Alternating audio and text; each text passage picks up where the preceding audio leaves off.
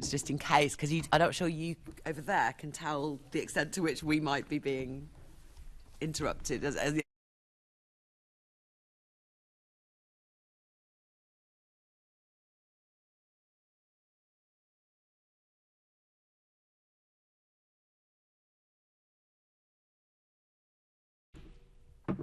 Okay, so can I welcome members, officers and the public to today's meeting of the London Assembly Transport Committee. The main item today, which I'll introduce in a moment, is a discussion on London's bus network. We've got some very short items of business first. So, first of all, can you make sure your electronic devices are switched to silent or off so that we don't get any unnecessary interruptions? And can I ask, first of all, our clerk, Paul Goodchild, if any apologies have been received? Thank you, Chair. Yes, apologies for absence have been received from Assembly Member Garrett, Assembly Member Bailey and Assembly Member Sheikh, and Assembly Member Best and Assembly Member Clark are here as substitutes, and Assembly Member McCartney is joining us remotely today. Great, thank you very much and welcome, Joanne. And second item is declarations of interest. Can I ask the committee to note the recommendations set out at item 2 and ask if members have any other interests to declare? Noted. No, thank you very much. Item 3 is the minutes. Can we confirm the minutes of the Transport Committee meeting held on the 24th of May 2022 to be signed by me as a correct record? Agreed. Thank you, thank you, committee. Item 4 is the summary list of actions. Can we note the closed and ongoing actions arising from the previous meetings of the committee and the additional correspondence received? Noted. Thank you. Right, so we now move on to our main item of business. We've got a question and answer session with representatives of Transport for London on the bus network. And this is going to cover two main items: the bus cuts that are going on, the Central London bus review, and also the more forward-looking bus action plan. Now, it's important that everyone watching and everyone in the room is aware that the consultation on the Central London bus review has been extended. So the previous deadline for responses was the 12th of July. It is now the 7th of August. So you've got longer now to look at the information and feedback. And I would urge everybody to do that. You can find the consultation at haveyoursay.tfl.gov.uk. This meeting is the second of two meetings. At the last meeting, we heard evidence from passenger groups, people representing bus users, including the RNIB, London Travel Watch, Campaign for Better Transport and Transport for All. And a lot of our questions today arise from the things they told us in that last meeting. So I now want to welcome our guests. We have Andy Lord, the Chief Operating Officer for Transport for London. Thank you for being here. We have Geoff Hobbs, the Director of Public Transport Service Planning at Transport for London. Thank you. And Tom Cunnington, the Head of Buses Business Development at Transport for London. Thank you all for being here today to answer our many questions. Now, before we move to the main questions, I want to pass over to the Deputy Chair, Assembly Member Pigeon, to get some clarity on the overall extent of the cuts that are being proposed. Lovely, thank you, Chair. I want to clarify the consultation that's currently going on is for supposedly 4% network-wide cuts. But we are told, and in your correspondence, Geoff, you said that it's actually the current cuts are for 1.6%, or around 9 million vehicle kilometres. That leaves 2.4% remaining. I asked the Mayor about this, as you know, last week. Just wondering if you can clarify what further cuts or reductions can we expect to meet that further 2.4% cuts? So, yes. Firstly, the 4% is a rounded number. So if one's dealing with one decimal place, it's actually 3.7. But really, that's just a shorthand for the monetary number that goes into the budget. And that goes back to government financial targets and the like. So what else is going on or has gone on? So over the course of the last 10 months, we have reduced bus capacity and frequency on a number of routes. So, for example, in the quite large pack of graphs which I gave you, there are orange bars which say 2018, 2019 capacity, and then it's got 2020 and current, and you'll see a bit of a reduction. on some of the corridors in some places. And that's because over the last 10 months we have reduced some frequencies in some places on a number of routes. So that is the single biggest other item to make up the remainder, as it were. And then remember also that the, if I can put it in inverted commas, the 4% isn't with immediate effect. It's over the course to 24-25. So this is a annual process of changes, and there are a lot of other there's a lot of other changes in the mix over the course of the next few years. Some of which are positives, some of which are negatives.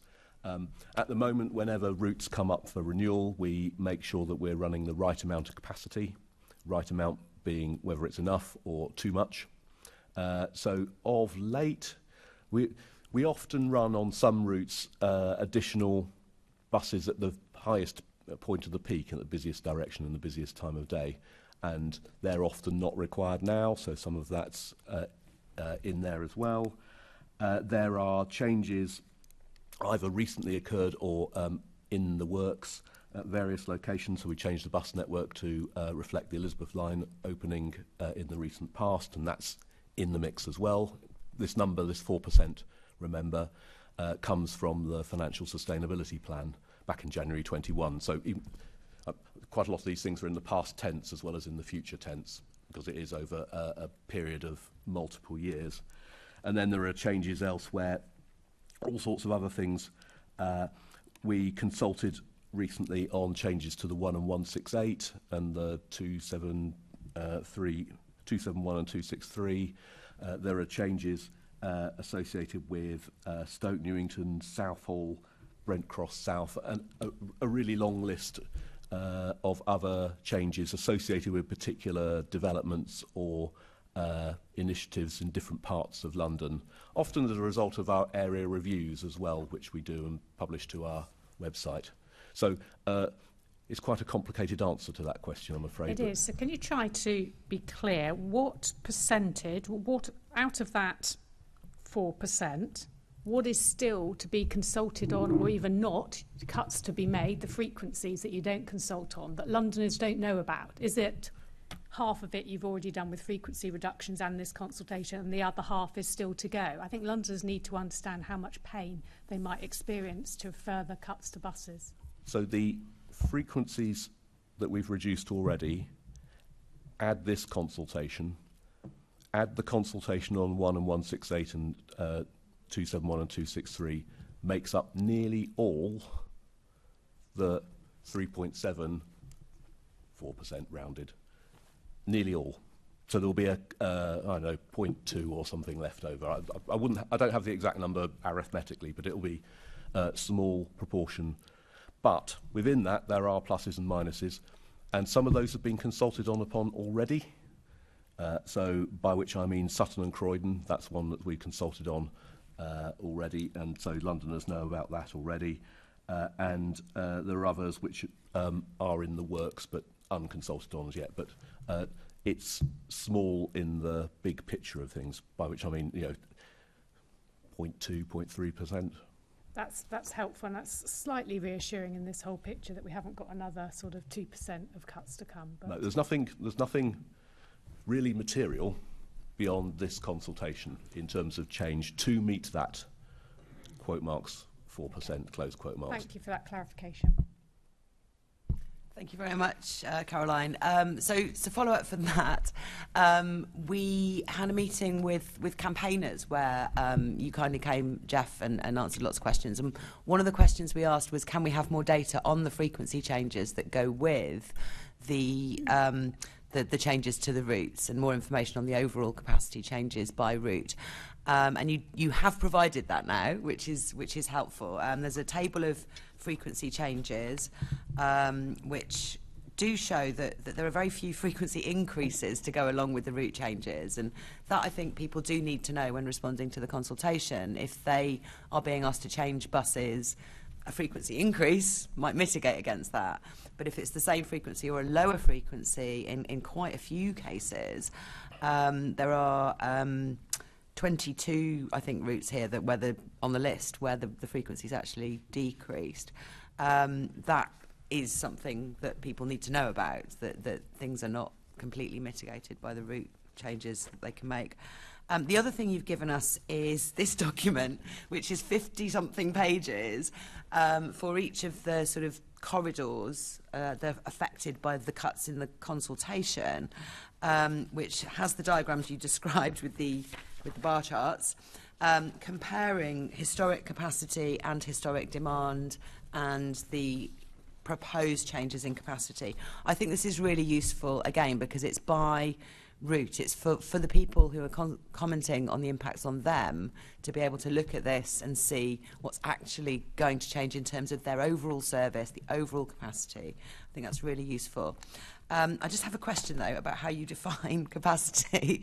It says at the beginning of the document that you are showing the historic and planned and proposed capacity in the bars in passenger spaces. And is that, so for a bus that's coming along the route, are the passenger spaces the seats, including the people standing? How are you defining the capacity of a bus? It includes, it's all the seats and some standing spaces. So a double-decker is typically counted as 87 passengers, for example. So that is with quite a few people standing, but it's Yes. not the entire capacity of the bus. Okay, that's interesting. We'll have some questions later on, because a lot of these charts seem to show the 2019 demand, which we're making our way back towards, very close to the capacity that you're proposing to deliver. And we definitely heard at the last meeting feedback from disabled people's groups, particularly, that a crowded bus is an absolute nightmare for them. So we'll be asking some questions about that later on. Okay, so that's all very clear. We will make sure as a committee we get this document up on our page. I hope you'll do the same. And I think the frequency data is a particularly useful thing for people to see because it isn't currently covered in the descriptions of the cuts. Right, so moving on to proper questions now, as it were, the planned questions. I think, to Andy, first of all, can you explain the reasoning for the proposed cuts to bus services and where the ones you've chosen to make rather than the overall reason why you're making cuts, and where you expect them to have the most impact on passengers? Certainly, Chair. Thank you. Firstly, can I just thank yourself and the committee for inviting us here today and also for reaccommodating the rescheduling, obviously, because of the clash with the industrial action last week. So thank you for that. As you would expect, we're extremely proud of our bus network and the services that we offer. It's an integral transport mode for the city, with 96% of Londoners living within 400 metres of a bus stop. It's also absolutely critical for passengers with accessibility needs, and we are very focused on that as part of this consultation and the service changes that we're proposing. The rationale for needing to do this, as Geoff has already alluded to, is because it was in our financial sustainability plan as a result of the pandemic, and then became a condition as part of our funding with government. I know we'll touch on that later. The primary focus on the service reductions and the rationale for it, I'll come to Geoff in a moment for, but it was primarily focused around central London in areas where we think it will be least impactful and is the least worst option across other services that we've got to reduce, and where there are some mitigating options for us in terms of either changing routes to make up for some of the proposed service reductions or cuts, at the same time delivering the financial savings that we need to achieve as part of the financial sustainability. But perhaps I could hand to Geoff to give a bit more background to why we've chosen the areas that we have. Sure. Given we're obliged to find savings, my job, as it were, is to find the least worst options.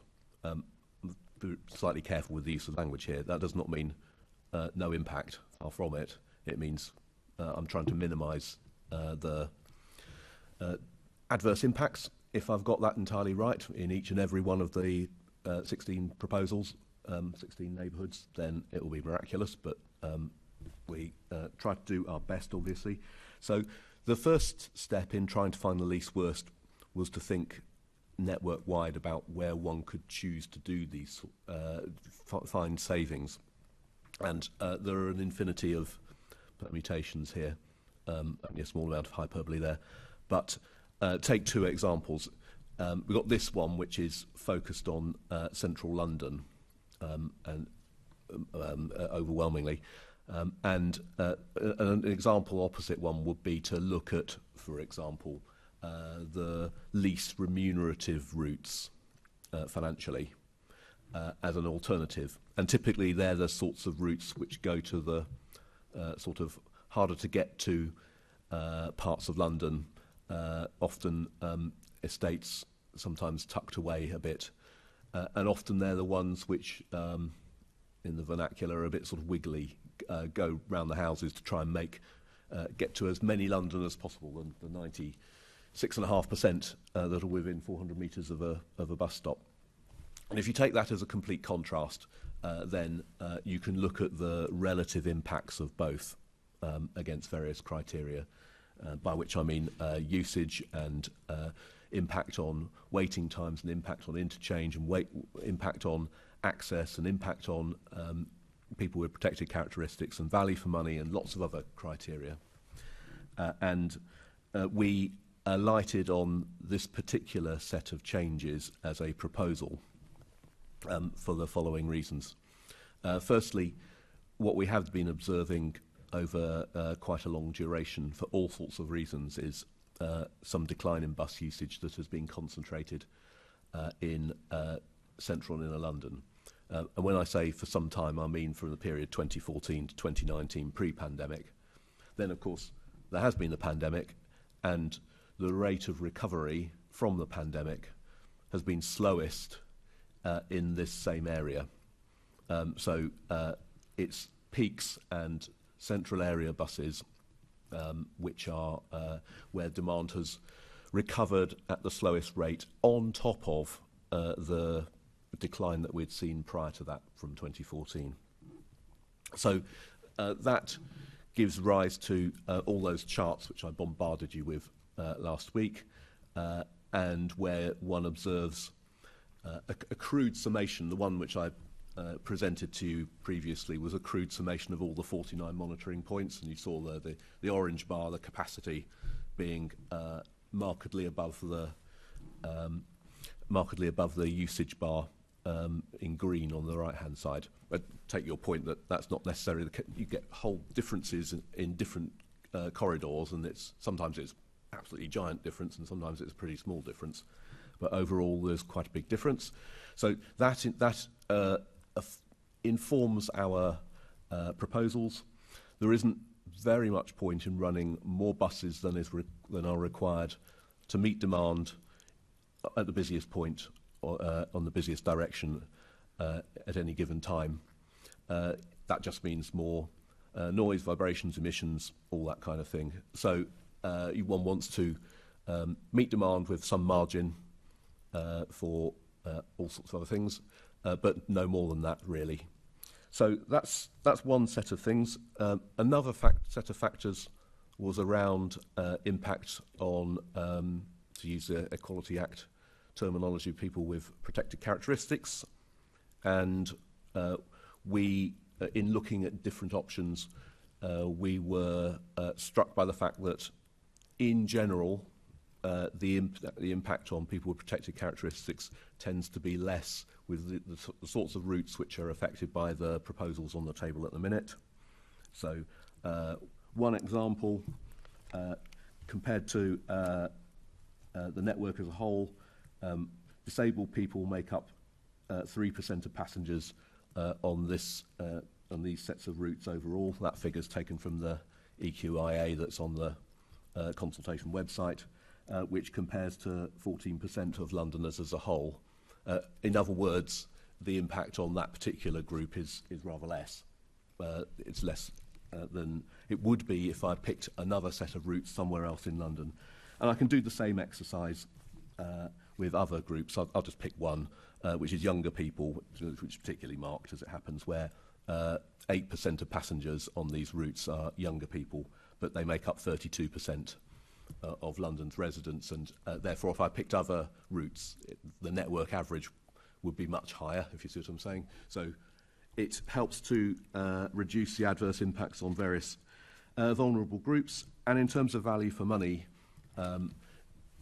this offered a least painful way of making reductions in terms of the additional time and inconvenience that reductions imply.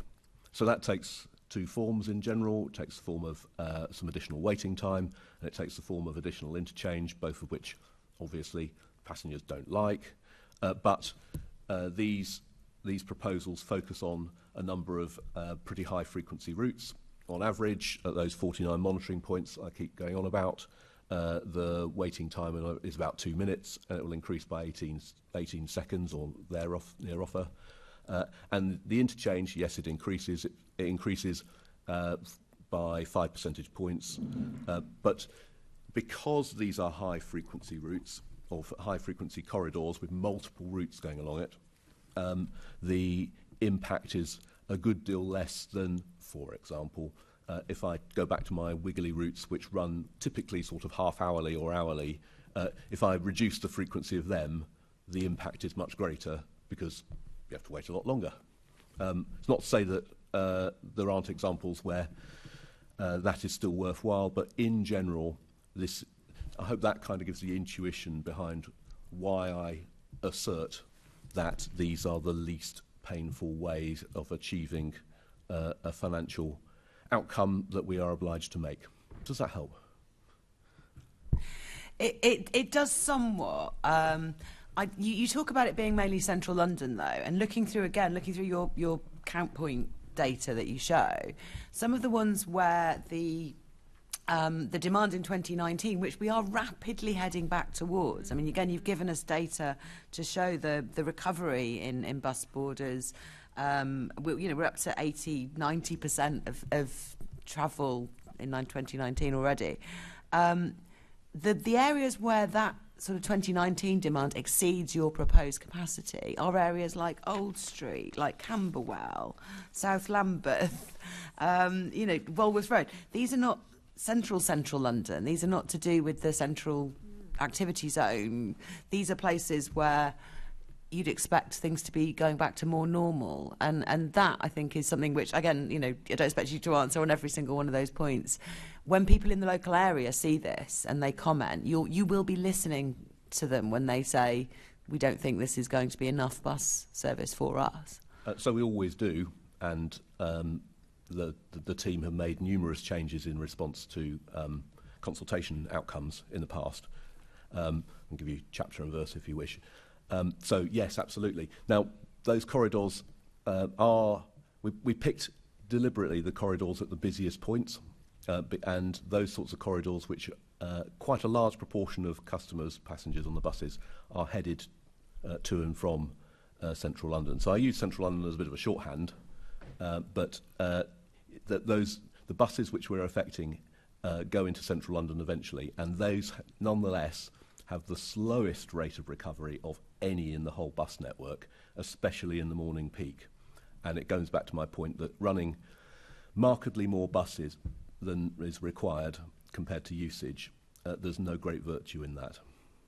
Okay, and obviously those routes, although they pass through those busy corridors, then branch out and serve more residential areas, and the effects are felt there as well, so people there will be commenting on their own losses of service. And quite rightly too.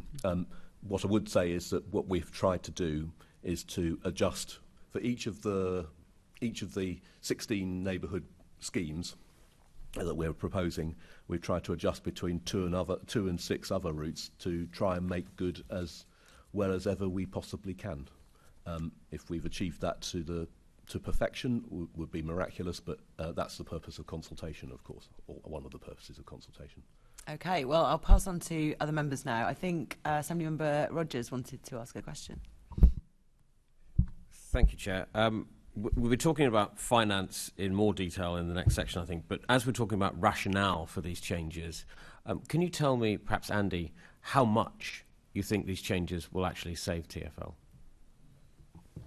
So when they're fully implemented, we believe will be in the region of £35 million per annum, which is not an insubstantial amount, obviously in the context of savings we've got to make across the wider TfL. So our estimates at the moment, if the proposals are implemented as currently proposed, obviously, following the consultation, and we're pleased that we've taken that on board and extended that by a further 3 weeks. If we have to make, or we decide to make changes in response to that consultation, then obviously that may impact that number. But at the moment, the current forecast is about £35 million per annum. Thank you. And I'm sure you will anyway, but can you make sure that we get the final figure when the plan is settled? That would be very useful. Thank you. Thank you, Geoff. Thank you very much. And handing over to Assemblymember Baker now for questions. Thank you. Yeah, this question, Geoff, you've answered my question a bit, I think, in your first response. But I'll just ask it again in case there's anything you want to ask, cover or clarify or add. So it's about the data collection that Transport for London have done on protected groups and the usage of the bus, and how this has informed proposed changes to the service. So you've sort of covered some of the choices that have been made to limit impact. Is there anything else you'd like to add to that? So in terms of data collection, we have, I like to think, much more data available now than at any time in the past, hence my bombarding you with bar charts. So what we've managed to do in the last few years, sort of perforce, courtesy of COVID, is that we've moved on very substantially from a reliance on collecting data the old-fashioned way with clipboards and pencils towards collecting it with electronic forms. And the advantage of that is that you get a much, much, much bigger sample and, I would assert, a much higher quality of data as well, which doesn't mean that we don't collect data the old-fashioned way, which we do, because there are some things which you can't collect electronically for one reason or another. And also, it allows me to cross-check the old-fashioned way against the newfangled way to see whether it's whether the two are at least vaguely in sync, which, broadly speaking, they are, happily. But that allows us to get a much better fit, not just on total volumes of passengers, but also on some particular segments, such as younger people and older people, and people using disabled freedom passes, for example, which gives us not perfect set of data, but quite a lot of insight into the sorts of trip patterns made by different groups such as that. Thank you. Do you think, as you said, it's not perfect data, do you think there's any group or impact that is really not covered by the data? Is there information that you would like to have that at the moment, the in terms of impact? Sorry, you probably just want all the information, but do you think there's particular deficiencies in the data that for whatever reason, we just don't have access in terms of the impact on particular protected groups? I'm a bit of a data geek, so there's a really long answer, but I'll try and keep it shorter. So it will be really nice if ticketing data, it'll be a bit weird as well, but it'll be really nice if it told you more about the motivation for trips. Journey purpose. It'll be really nice if it told you something about income levels, but it doesn't, of course. And it'll be really nice if it told you more about ethnicity, for example. So there are a few examples, but no, it's not perfect, and you still have to go back to the old-fashioned ways and the old-fashioned ways are much, much more limited in terms of what you can get and how quickly and at what cost. But you can often interpolate between different data sources and come up with at least some sort of result. And we've tried to do that in the very large number of numbers that you observe in the equality impact assessments, for example. Yeah, no, that's helpful. Thank you. That makes sense. Sows, yeah. That makes sense.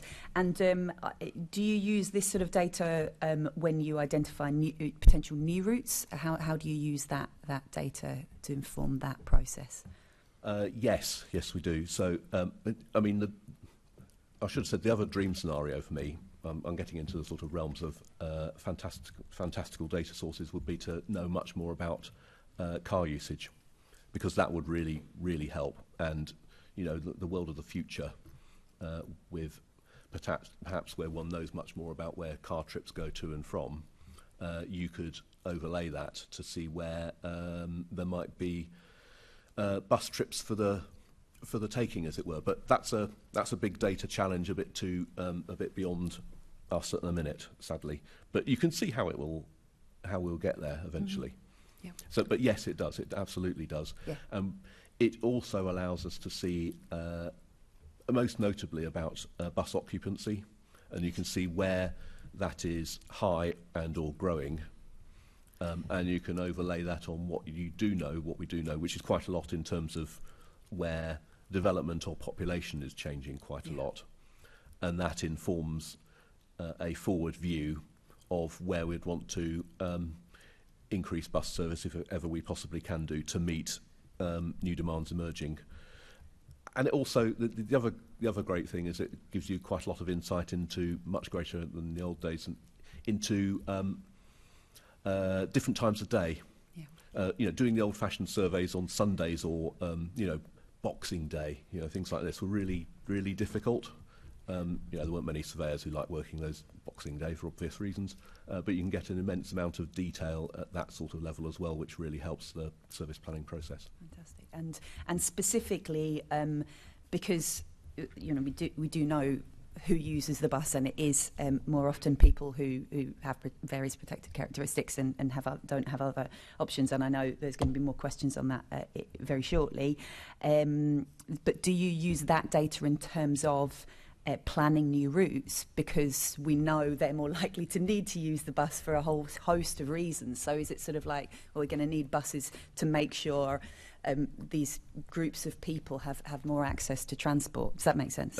Yeah. Yes, it does, and yes, we do. Yeah. Absolutely. So it's very much that our sources of data on that are a little bit hit and miss in the way that I described, but some elements of that we now know an awful lot of, down to the level of knowing what sort of interchanges are made by what sorts of people at what bus stops.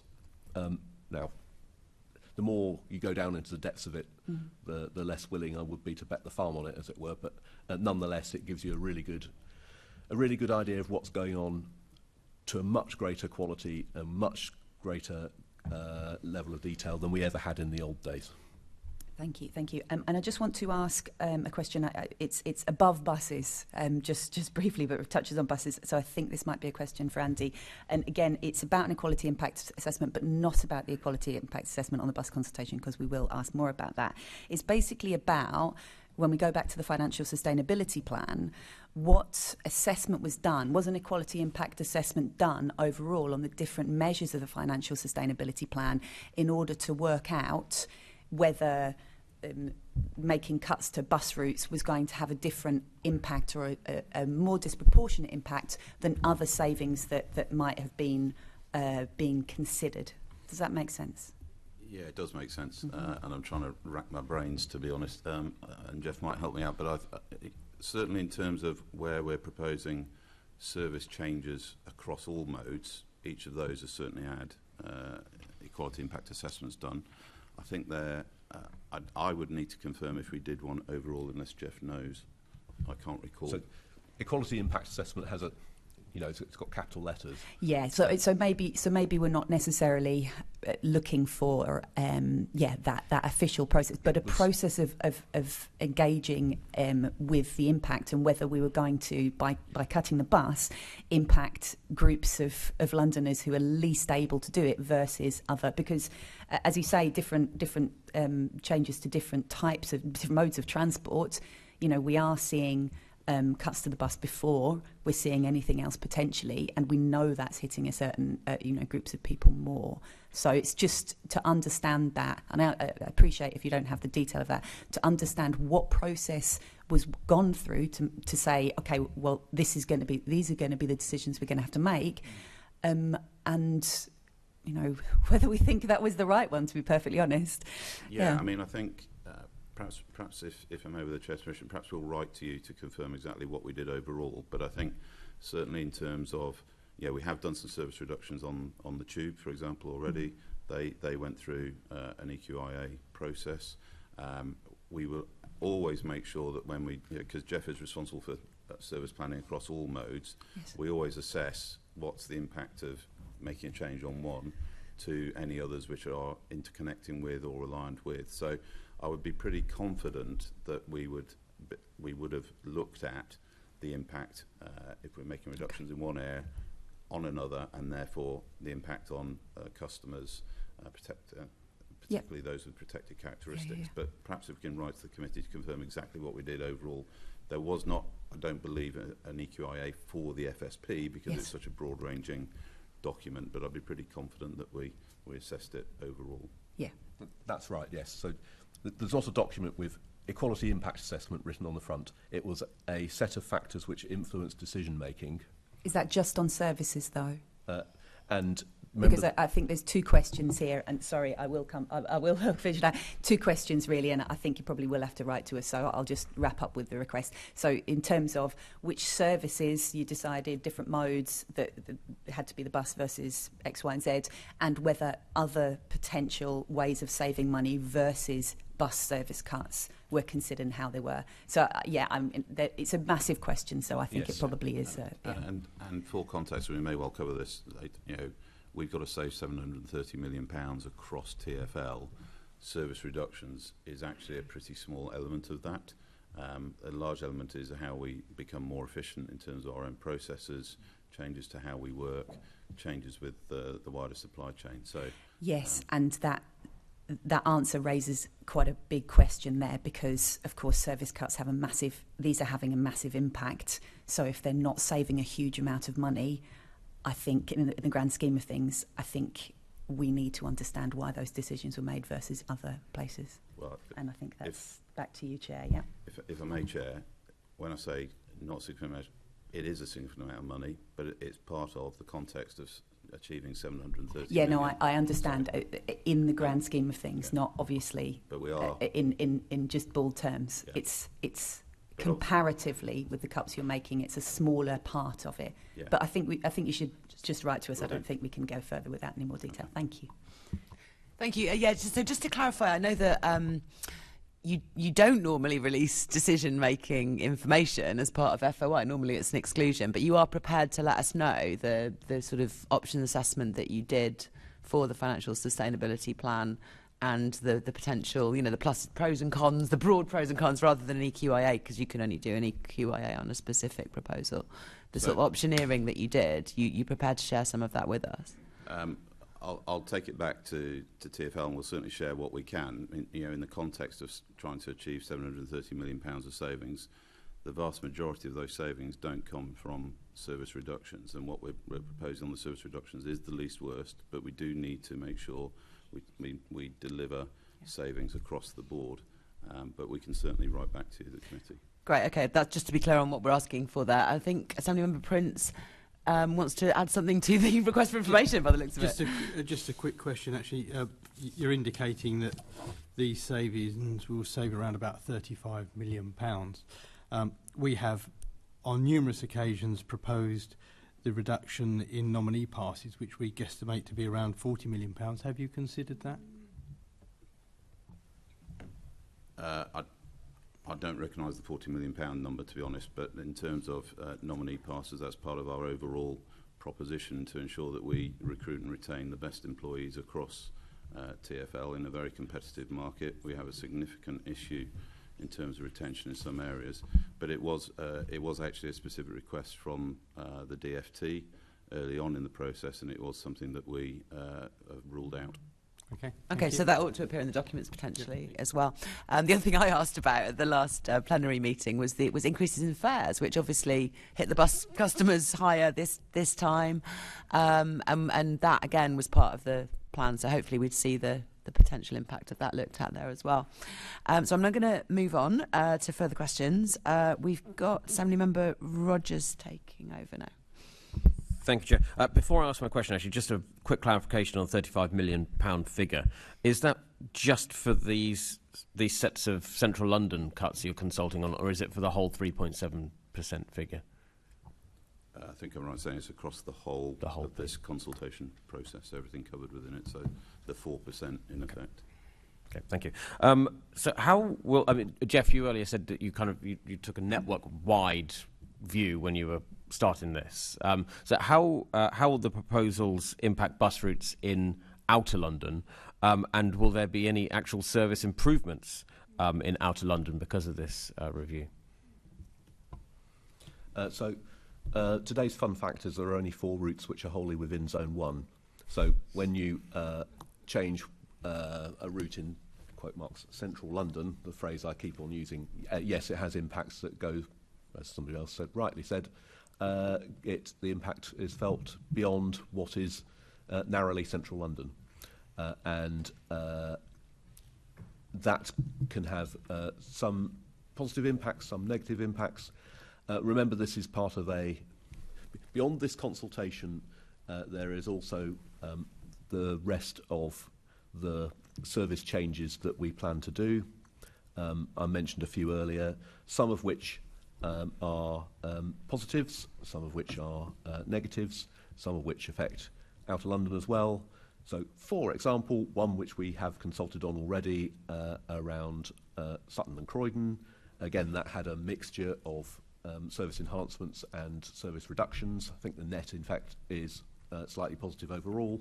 Doesn't mean it all coming in one fell swoop. It's over the course of years.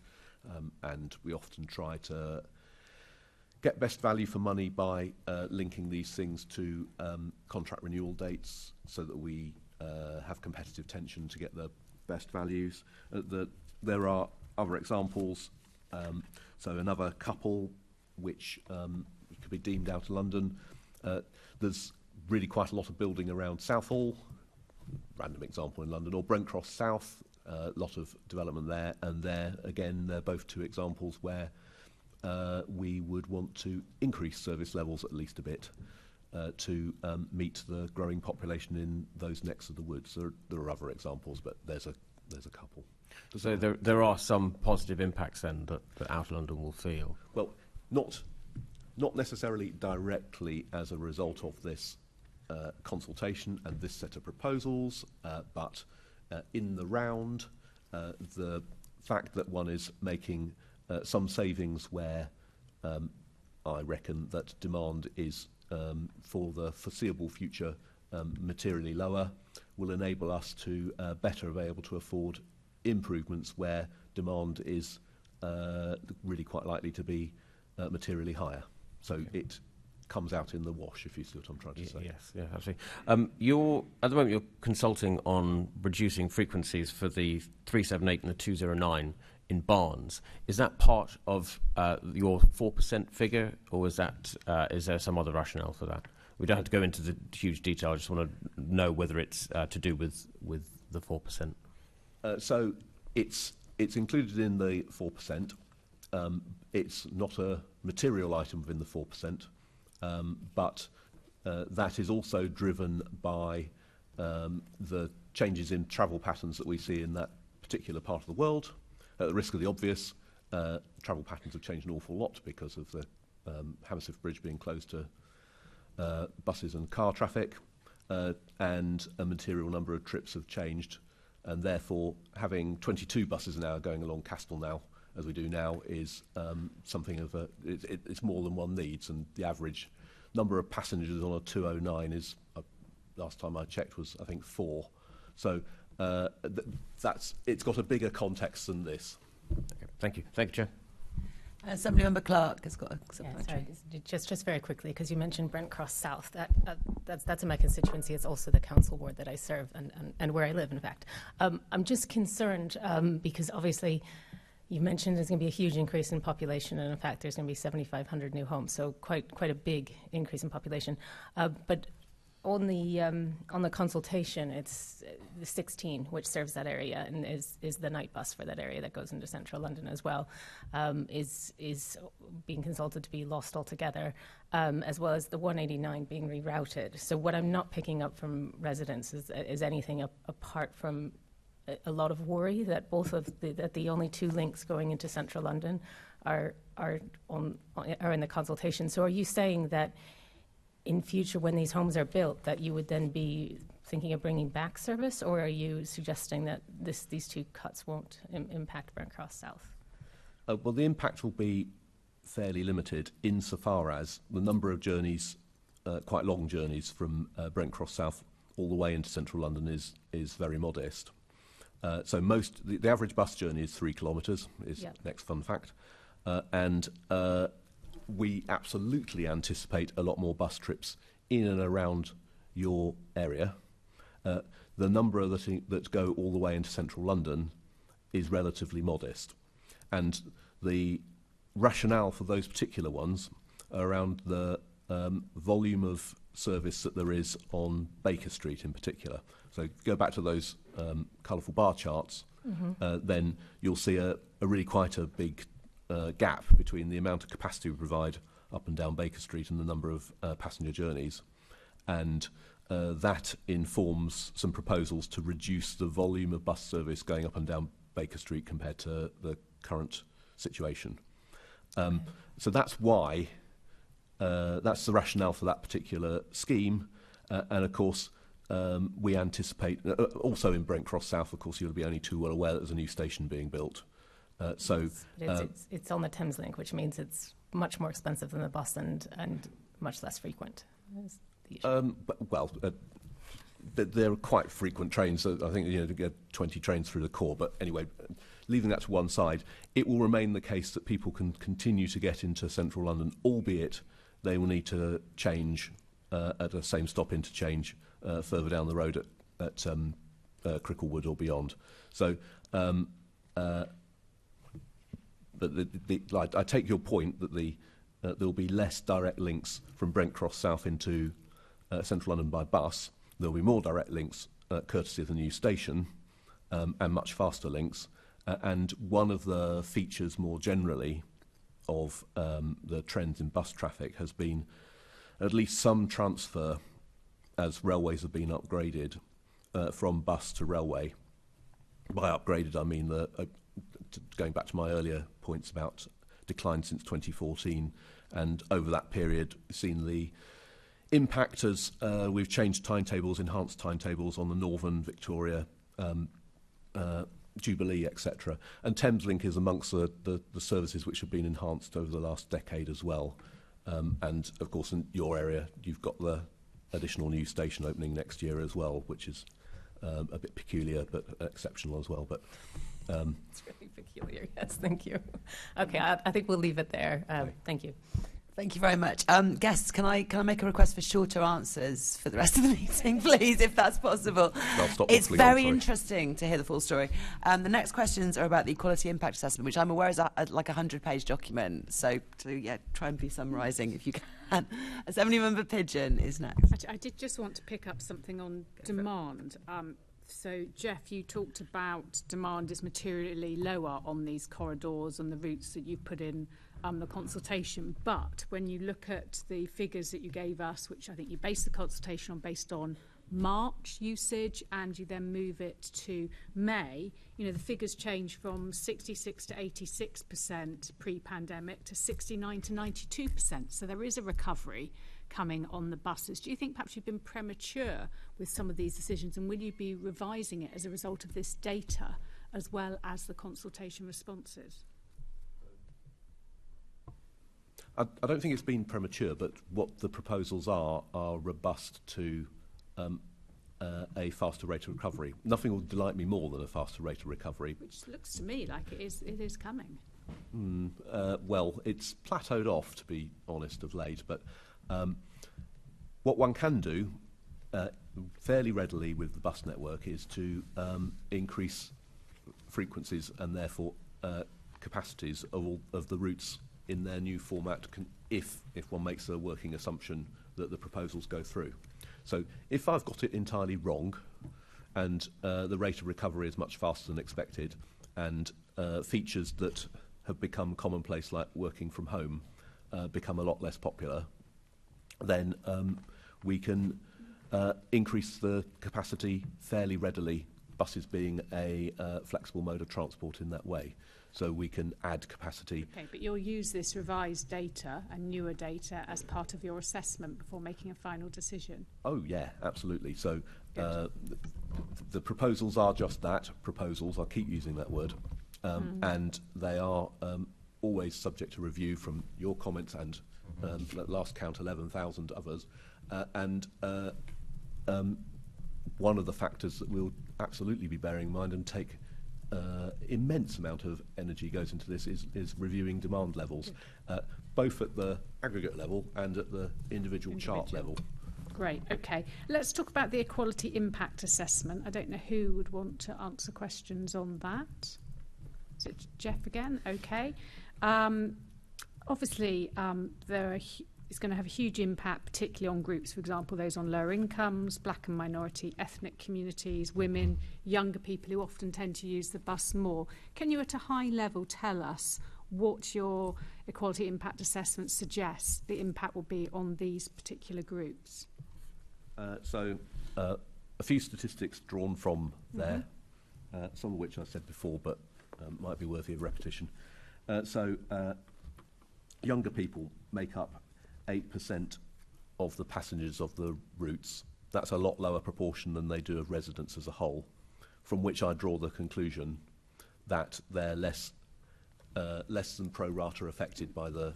But what does the you won't have done your own equality impact assessment, somebody else will have done that. What does that tell us about these? That the proposal as it stands is less impactful upon young people than it would be across the network average as a whole. Okay, and what about lower income Londoners?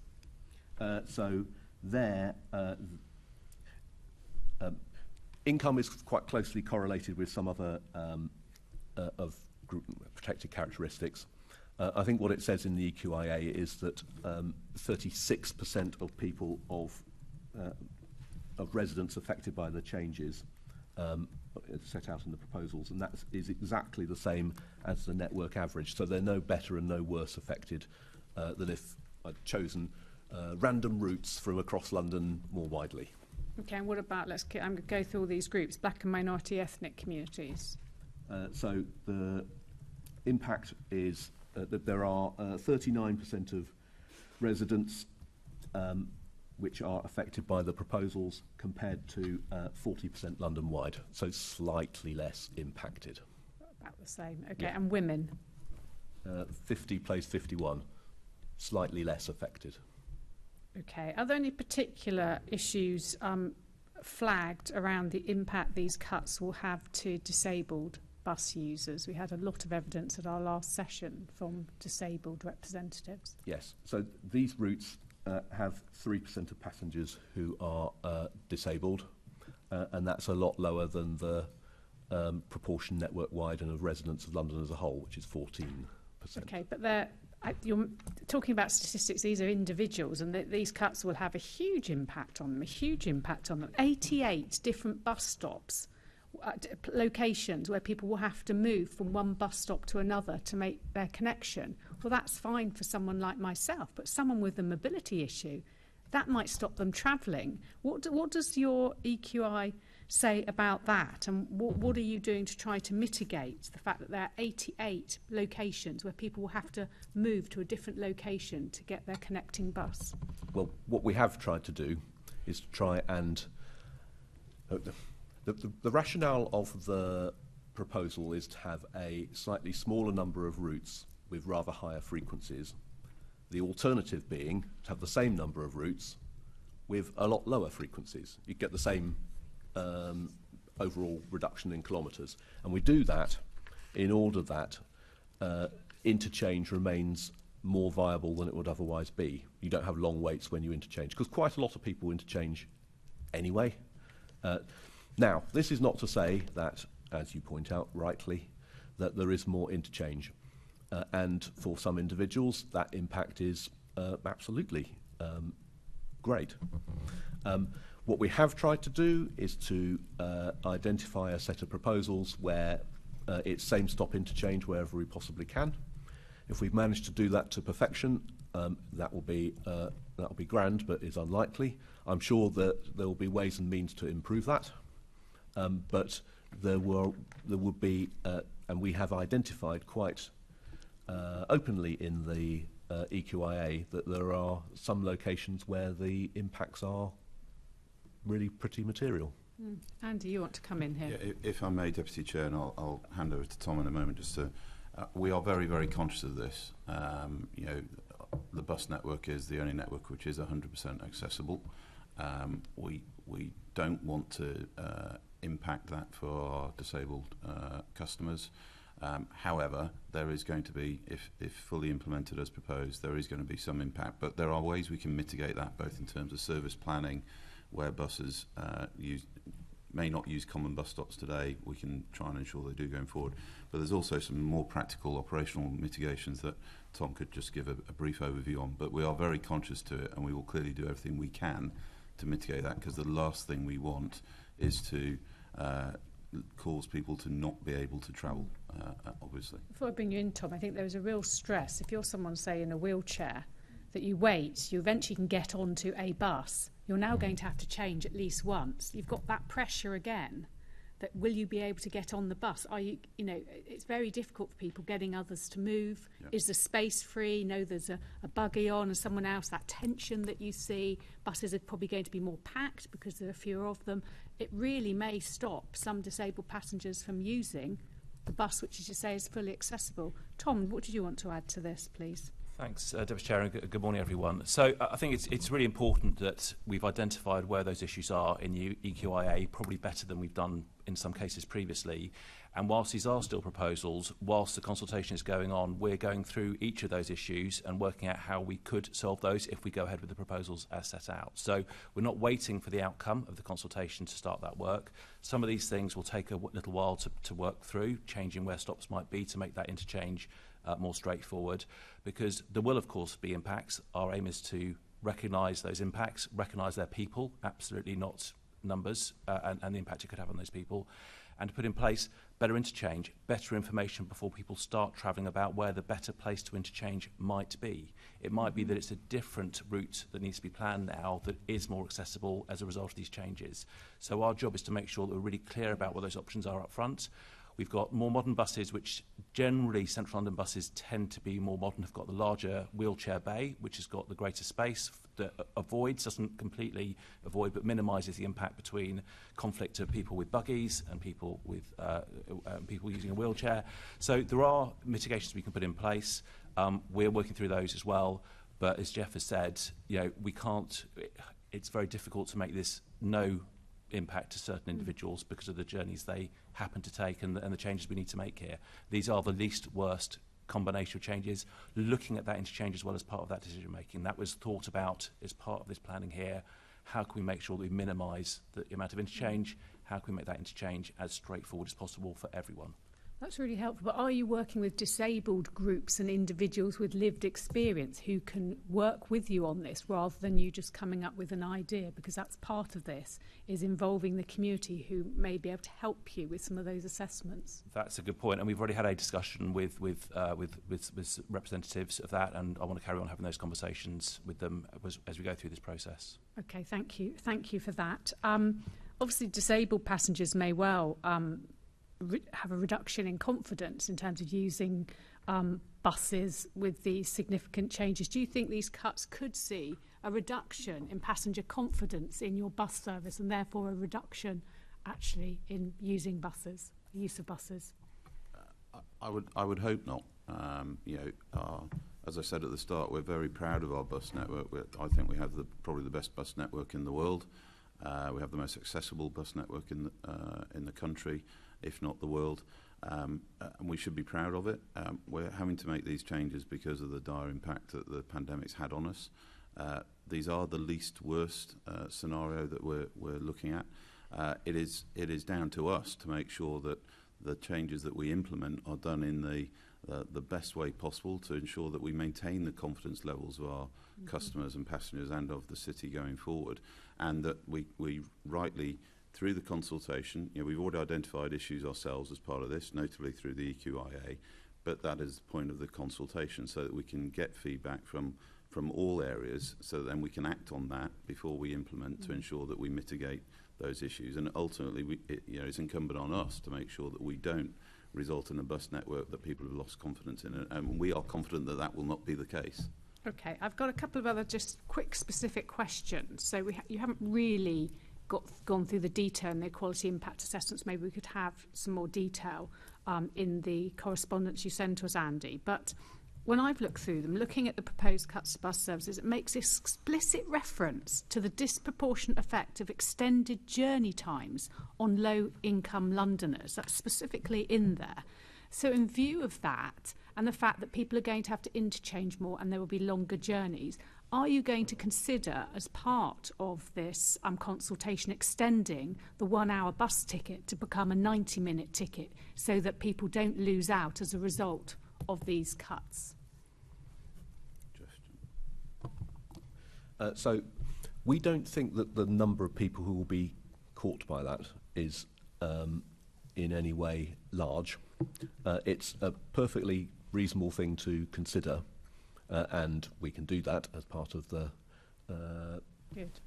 process of coming to a decision, having considered all the responses. So have you looked at some of the data to say you've already concluded that you don't think it will be that many people caught by this? But we have looked at some of the data, yes. I haven't committed it to memory. Well, perhaps you could also share that with us. That would be very interesting. Thank you, but it is something you might consider. The other, it's a very specific, but I just wanted to flag, because a lot of these are bus corridors. We talk about places like the Walworth Road and so on that I know incredibly well, but actually there is going to be a reduction for some people of access to hospitals, for example. And you've talked about other routes still going along those corridors. But looking through the consultations and the cuts, the D3 bus specifically is not being replaced by any other route, as far as I can see. And it's the only step-free link to the Royal London Hospital from Wapping. Will you look at that again, or will you start to look at that? Because that seems to me a huge mistake, cutting the only step-free service to a hospital. Well, the D3 is in large part replaced by 100 or D7. There's some stops that aren't. But there are some stops which aren't. And that's probably that's the single most biggest example of where that is the case, because there are a small number of cases where stops aren't served anymore, and I think there are 9 stops in that particular example. That worries me, because a lot of your talk has been about corridors, which I can sort of understand your logic, and I understand you don't want to be in this place, but you are. But that's an area you are removing step-free link. So we are very interested in whether anybody has, I'm sure they do, have better ideas to better serve this, or how we can mitigate it better. And I'm very open to such ideas. We haven't come up with anything yet patently, but I'm sure we haven't, I know we haven't got the monopoly of good ideas, far from it, which is the purpose of the consultation. Thank you. I just wanted to flag that. I mean, it could be some of the other routes, but that one just specific stood out to me as a real anomaly, because there's nothing replacing it. So it is rather anomalous, because it is unusual in that regard. Yeah. Thank you. Thank you, Chair. Assemblymember Rogers, you're next on my list, but Assemblymember Desai is very keen to come in. I think it might be directly relevant. I hope that's okay. Thank you, Chair. Actually, I don't think I had another question. Okay, in that case, Assemblymember Desai. Thank you, Chair. Can I just say that I fully endorse what Assemblymember Pigeon has said about the D3 bus route, which is in my constituency, and the local councillors, Councillor Ulla and Councillor Emily, wrote to TfL on the 19th of June. That letter may not have yet come to your attention about their specific concerns about the D3 and the impact on Wapping residents who have disability issues. And they do have some suggestions. So can you consider that letter? And they've asked to meet with TfL. So hopefully you will meet with them, so can give you concrete proposals. Because as to how to minimize the impact on residents with disabilities. As the Assemblyman Pigeon pointed out, Wapping Station is not fully step-free accessible, and the changes to the 100 bus service, as I understand, will mean longer waiting lists. But the specific connection to the London Hospital in Whitechapel is of great concern to local residents. Yes, absolutely. Thank you. Okay, thank you very much. I'm afraid I wrote down EB on my list, and I think that might be Ellie. Ellie Baker. Sorry. So I've actually, I did my follow-ups under. Yeah. Marvellous. Okay, so I've got one quick follow-up. You talk about, Assemblyman Pigeon rightly raised the issue of people having to walk between bus stops to change, and this being particularly difficult for disabled people. Have you done any work to review the walking routes in terms of accessibility? I realise these are borough roads, but certainly having done a wheelabout with a resident in my area, it may not be obvious when the slopes of curbs and things are actually inaccessible. It may be impossible for some people to make those changes. And have you explored a budget for moving and merging bus stops so that those walks are eliminated and fixing pavement accessibility issues? Because that seems to me like the best way to make sure that it's not made impossible for disabled people to travel. So same stop interchange is absolutely the desirable outcome that we want to, or the mitigation that is best. And there is a lot of detail in the individual equality impact assessments on that, and also where we haven't yet found a solution. Have we been to each and every site? No, we haven't, but we have thought hard. But again, the purpose of the consultation is to help with ideas to how we can achieve. So exactly to be that clear, outcome. the map you've produced with the green and red dots, so the green dots represent a change that's at the same stop, and the red dots represent a change with a walk or a wheel. The red dots represent places where you've established you can't mitigate it, or there's still scope for you to introduce, and there's budget to do that. We haven't yet. I think there is a budget for this sort of thing. So we have a budget so far. There's an implementation budget, as you would expect for any change of this sort, covering a wide range of things: infrastructure, communications, new maps, all those sort of things there. We're still going through that detail, Chair, as to exactly what some of those opportunities might be to make better what's proposed at the moment. So, as Geoff has alluded to, we've started to look at that. That work is ongoing in parallel with the consultation, and we will be refining that budget as we go into our own internal budgeting process later this summer to make sure we've got the right proposals on the table for us to minimise impact. Our job is to make sure that if we have to make these changes as set out, we do them in the best way that we can, and that includes doing all that we reasonably can do within the budget that we've got to make sure those interchanges are as smooth and easy as possible. So as part of the consultation, if people feedback, this will be impossible for me unless you merge these two bus stops or you improve this crossing, that will be taken note of, and you wouldn't proceed until you've done that mitigation. We'll look at each individual case, but the EQIAs as set out are live documents. They are written as we see them today, depending on what happens with the consultation and feedback from customers, potential customers, as well as other stakeholders. We'll go into updating those EQIA documents in terms of things we might have missed and opportunities in which we can improve it. We will continue to update that EQIA as we move forward to make sure that they reflect both what we can do, but also the feedback that we get through the consultation process. Fair enough. Obviously, an EQIA is just an assessment. It's not an action plan to fix the problem. If I may, Chair, it would be really, really helpful if customers have very specific feedback on specific route changes, or particularly where they would now have to do an interchange, to be explicit in their feedback to say exactly as you suggest, if this goes ahead, it will be very difficult for me unless this is changed or that is changed or etc. And that will really help us target in on those key issues. And we will do whatever we can to mitigate and reduce the need to make ensure connectivity as easy as possible. But then we will do what we can within our own means for infrastructure that we're responsible for, but equally working with colleagues in the boroughs to make sure that infrastructure that is not TfL's but is someone else's, that we again mitigate that where we can within the funds that we have. Okay, great. And again, you mentioned before, Geoff, the earlier changes that you've made to the buses up Archway Road and Highgate Road, and to declare an interest. That's the area where I'm a local councillor.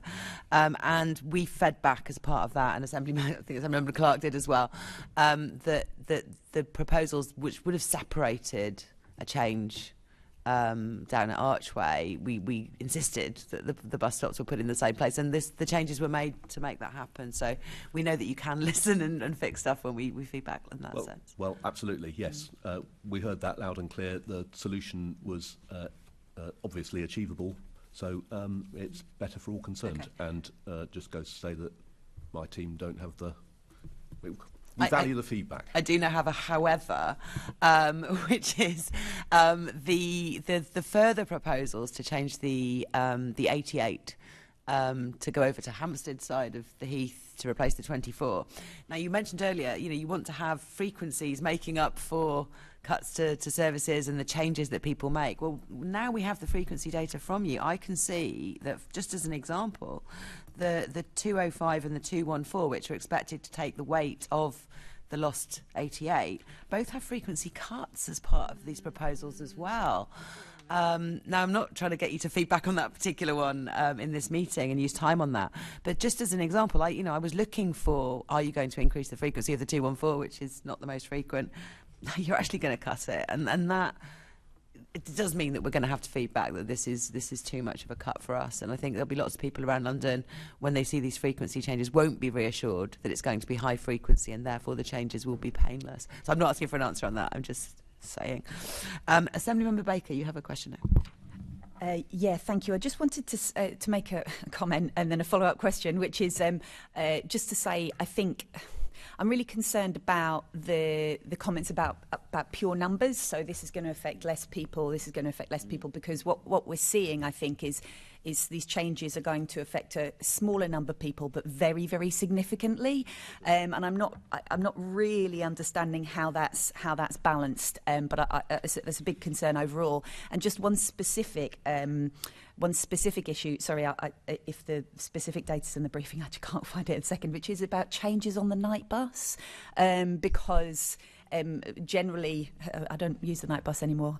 Those days are beyond me. I try and get home at a normal time now. But the advantages of night bus is you get on and you stay on, and you may be on there a long time, but you get pretty close to your home.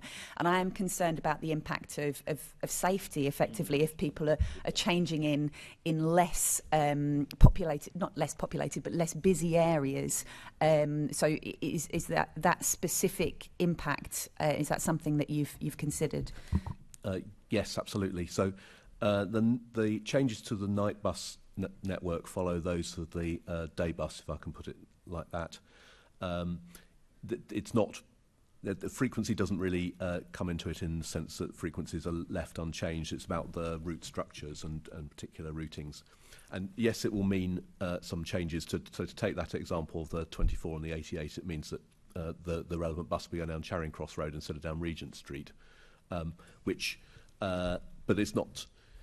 But quite a lot of the users of those buses would appear to come from Soho, and it's sort of 6 of one, half a dozen of another in that particular example. But absolutely, for each and every example we have for the night buses, we have done the same process to look at what the impacts are and where interchange is affected.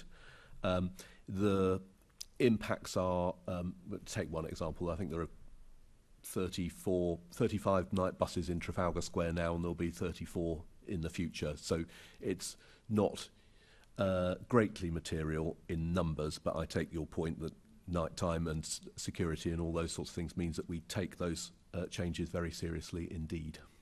Yeah, I mean, in this circumstance, if there's one major impact because of these changes, it will be one far too many. So I think that balance of numbers versus impact is something that I think we need to consider a lot as well.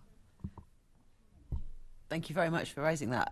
So now moving on to some wider issues, I've got Assemblymember Clark with a couple of questions. Yeah, thanks. This won't surprise you, but this question about finance. Could you update us on efforts to secure a long-term funding agreement with the government? Yes, certainly. So as I'm sure that committee know, we received a short-term 19-day extension to the previous funding agreement that expired on the 24th of June. So we now have short-term funding up until the 13th of July. We continue to have our discussions with DFT around trying to get a long-term funding deal, which includes in particular long-term capital funding. At the moment, those talks are continuing. We're waiting to see what comes of that over the next 2 weeks or so, but we're still pushing very hard for that, and we're waiting for the government to give us a proposal on that.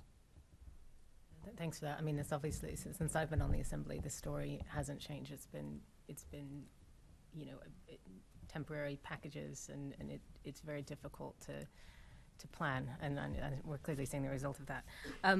In February, the Deputy Mayor pointed out that there is less financial benefit in reducing services on rail or tube in comparison to buses, as the buses have fixed costs. What we're worried about here is obviously bus users in general. You know, they're using it's a lower cost form of transport. I'm just wondering if this is the case. Is it always going to be the case that bus services are very vulnerable when TfL need to make cuts? Well, I would hope not. I mean, we have made some service reductions on the tube already, and we constantly review the network. Tube ridership is still only at the sort of mid-70s on the Monday to Friday. It's much higher at the weekends, and the big challenge we have across TfL is that the people are very willing to use our services for leisure, hospitality, cultural events at weekends and at the end of the week, but they are less keen or have less need to use them on Mondays to Fridays, particularly Mondays and Fridays, and that's a real challenge for us. The fundamental issue we have with the rail infrastructure is that the vast majority of the costs are fixed because they're linked to the infrastructure. So by the proportionate savings you get from making reductions on rail services are much smaller. But we are making reductions. We've already introduced some service reductions on some elements of the Northern Line, Jubilee Line, for example, and we will keep that under review. We have been very clear as well, as has the Mayor, that if we don't get a long-term funding deal, then we will almost certainly have to move into a managed decline scenario, which will lead to potential much greater bus reductions, but also significant reductions on the rail services we offer as well. And we're trying to avoid that. And equally, and this is why we need a long-term capital funding agreement with the government, it will prevent us being able to undertake the essential renewals that we need to do to maintain the level of services both on rail and road, which will start to put operational restrictions because we have to maintain safety as our first priority. That's really, really helpful. Thank you. And this managed decline scenario sounds, I mean, it is appalling. What more do you think we can do from the Assembly? Because we've been talking about this as long as I've been on the Assembly, and it's a real worry for us, and it's a real worry for London as well. Well, I couldn't agree more. I've been in TfL. I joined TfL in November 19, and apart from the first 4 months, this is all I've been dealing with since I joined, pretty much. We have to get a long-term funding settlement. We have our financial sustainability plan that delivers £730 million of savings. Some of that is through service reductions, but you cannot run the world's largest integrated public transport authority on short hand-to-mouth, short 6-month or less funding arrangements. TfL was going to break even had it not been for the pandemic. We need to recognise, and we're very grateful for the £5 billion that we've received from the government already, but we can't continue running the way we are, and for the very reasons you say, you know, Geoff's team cannot provide a long-term service plan with short-term funding, and we can't deliver a robust strategic plan for how we're going to operate without knowing what funds we have to enable that going forward, and that's why we need to get this resolved as quickly as possible, and that is the absolute priority for the Commissioner and us as an executive team. That's very clear. Thank you. Just a point of information, I wonder if you can maybe write to us and confirm what percentage of rail services you've cut already? You mentioned there's a small amount, but if you can let us know what percentage that is, that would help us to compare with these bus changes. Jeff can probably remember off the top of his I'd rather head. get it written to, because I'm trying to make Sure. the meeting move on, and you're writing to us anyway. We'll do that. Assembly Member Rogers has a follow-up question, I think. Great. Assembly Member Pigeon has a question. In terms of bus passengers, obviously older Londoners who have the Freedom Pass and the 60-plus card have, since the pandemic, had restrictions on their use. As part of these discussions over your finances, when will you be making a decision whether you can relax the restrictions or make them permanent? Because this is one of the things that fills my inbox constantly, and it's a huge concern for many Londoners. Thank you, Deputy Chair. And yeah, we recognise the impact it's had. It's not something that we or the Mayor wanted to do. We won't be able to give certainty around the long term until, frankly, we have certainty on our funding situation. So for the moment, there are no changes planned, but again, our inbox is full, probably as well as yours.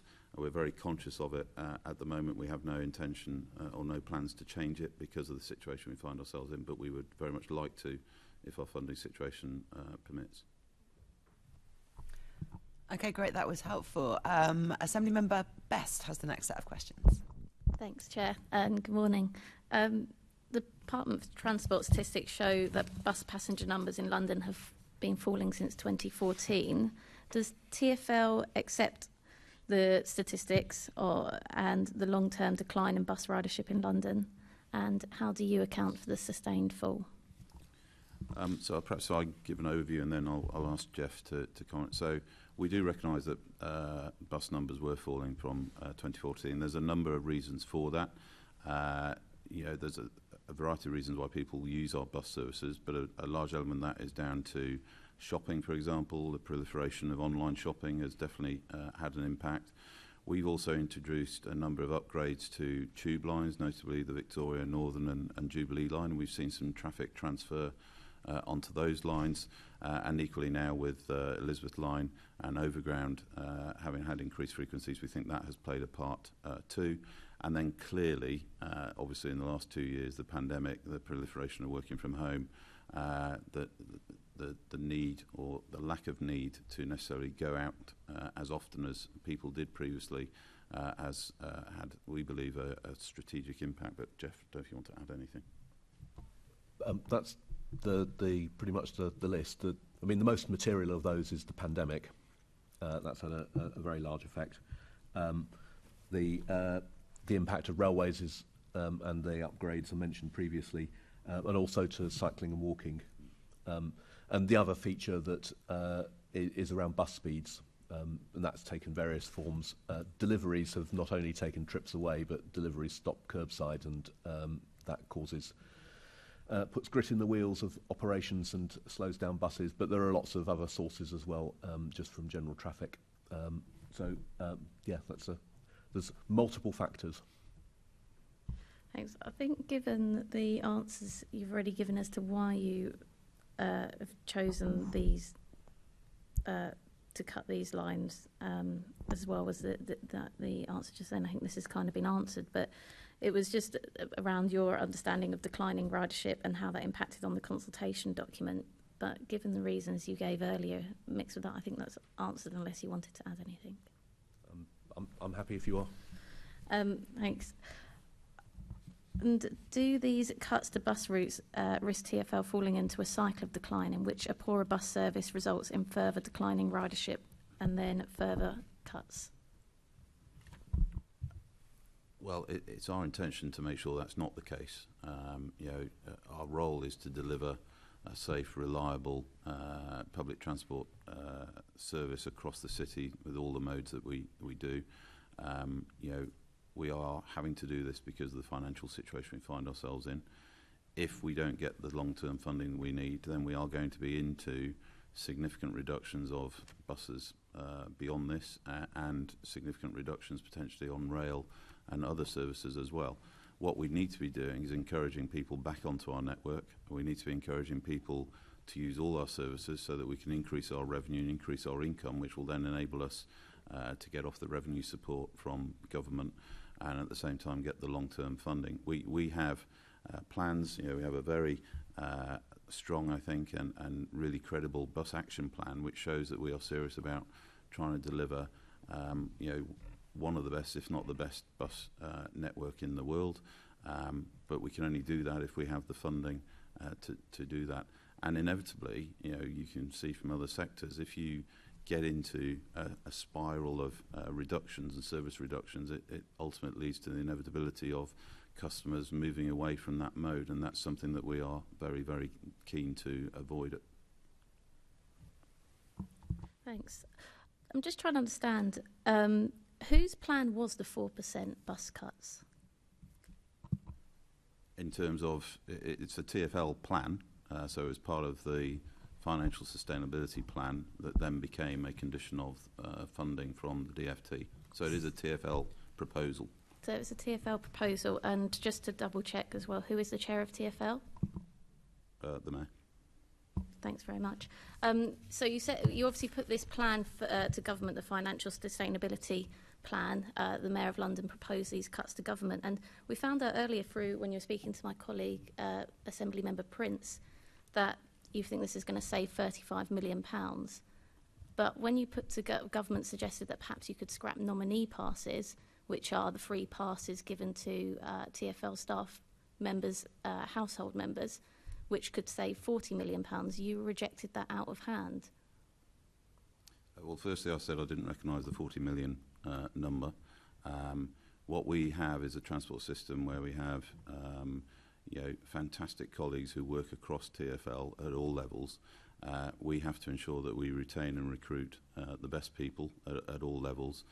The nominee pass, which is one pass per staff member, is part of that package to ensure that we can attract people. And we have a real challenge at the moment in certain areas of the business, including bus drivers, including senior management, including engineers, because there's a shortage of labour and shortage of skills. And if we did anything that, firstly, I don't think would really make a material difference financially, but secondly, would impact our ability to recruit and retrain colleagues, that would have a far greater detrimental impact to TfL and services that we would offer.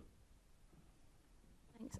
I think just bear in mind, in the answer to the previous question, you accepted that cuts to the buses could lead into a cycle of cuts where, you get into the spiral. So we've taken that on board.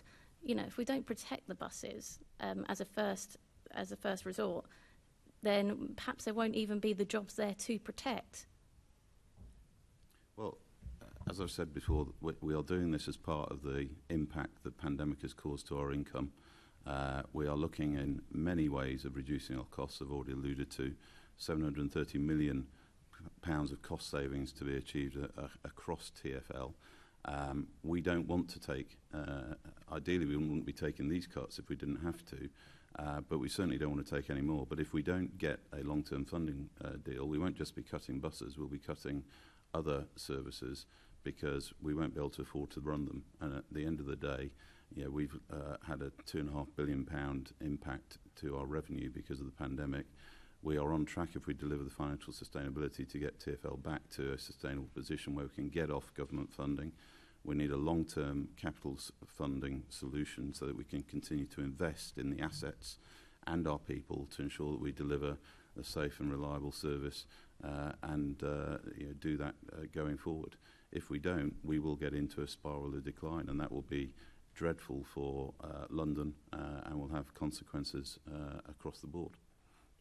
Thank you. And I absolutely agree with you on the point of the need for a long-term deal, and especially a capital revenue stream going forward from government. However, I think we disagree on the need to make these cuts. I think it's been made abundantly clear that there's other options, and this is a choice. But what I wanted to also ask on these bus cuts is, to me, what doesn't make sense is the focus on central London for the 4% review, and just having that consultation just there. Now, I say this as someone that lives in Outer London, represents Outer London, and wants to protect those bus routes. Yet, I think if you were serious about trying to not hurt people, we would look at London in the whole and consult on the whole bus network, see where things could perhaps be reconfigured, where things aren't making sense, and have a wider consultation and conversation in order to make sense of what's going on, and if there are any kind of sensible changes we can make. So I'm just trying to understand why we didn't do that, and instead it feels like a maximum kind of pain consultation where we're focusing on this small area and quite extreme cuts. This comes back to the points I was making earlier, that it's central London where the rate of recovery is slowest, and it's central London where we've seen the bulk of the decline that you talked about from the Department for Transport stats. That's where it's occurred over the longer period, 2014 to 2019. And meanwhile, it's also the centre that has had the benefit of railway enhancements, notably Elizabeth Line lately, but also the upgrades to the various tube lines, Northern, Jubilee, Victoria, etc. So there has been a transfer across as one part of the explanation. And what we have done, therefore, is to, as a result of that, to identify this as the least worst set of reductions, one that minimises the probability of this turning into a spiral of decline. And there really is no virtue, if you go back to the my large pack of charts, in running more buses at the busiest time of day in the busiest direction than is necessary. It's just more emissions and more noise and more vibration than you really need. So that's why I am confident that this is the least worst, given the need to make financial savings to put TfL back on a financial even keel in the way that the financial sustainability plan described. Thanks. Again, I think that's like the point we have to disagree on. Is there a scenario in which you could imagine reinstating some of these routes? So remember that this is just a proposal, not a decision. Were this to go forward in toto, I would be surprised if we reinstated, but I would not be surprised if we didn't want to think hard with changes in demand data and rates of recovery and so on and so forth, to whether the frequencies that we've adopted are the right ones or not, and we can add back capacity in the happy situation that the rate of recovery picks up. Thanks. Thank you very much. So we're behind time by about 15 minutes, which isn't too bad. And at the risk of this turning into a heated debate, I now have 3 requests from members for further contributions. So I'm going to go from side to side to side and then call a halt to this. Starting with Assembly Member Baker. Thank you. I don't think this is going to be a heated debate, from me anyway. So I wanted to ask just a couple of follow-up questions around ridership, one of which is you described a number of factors that have impacted ridership, including the pandemic, but I want to discount the pandemic if we can and ask about the impact pre-pandemic. You mentioned bus speed, cycling and walking, tube upgrades. Is there an assessment of which of those have had different levels of impact? So again, it comes back to the question of how has this impacted the consultation document? So how has our understanding of which factors affected ridership affected the proposals that you've put forward, or have they? So there's a rather rough and ready assessment, but it is rather rough and ready. About which of those factors contributed how much to the changes in bus ridership. Is that something that you could provide us with? We can write it down as part of the letter, perhaps. I think that would be good. And also, just specifically, have you modelled the effect on future ridership levels as a result of the proposals you have now? Yes. And what is it? What's the impact? So the impact is that you reduce bus ridership by a bit, and some of that transfers to other public transport. But if you make journey times longer, then you do have an adverse impact.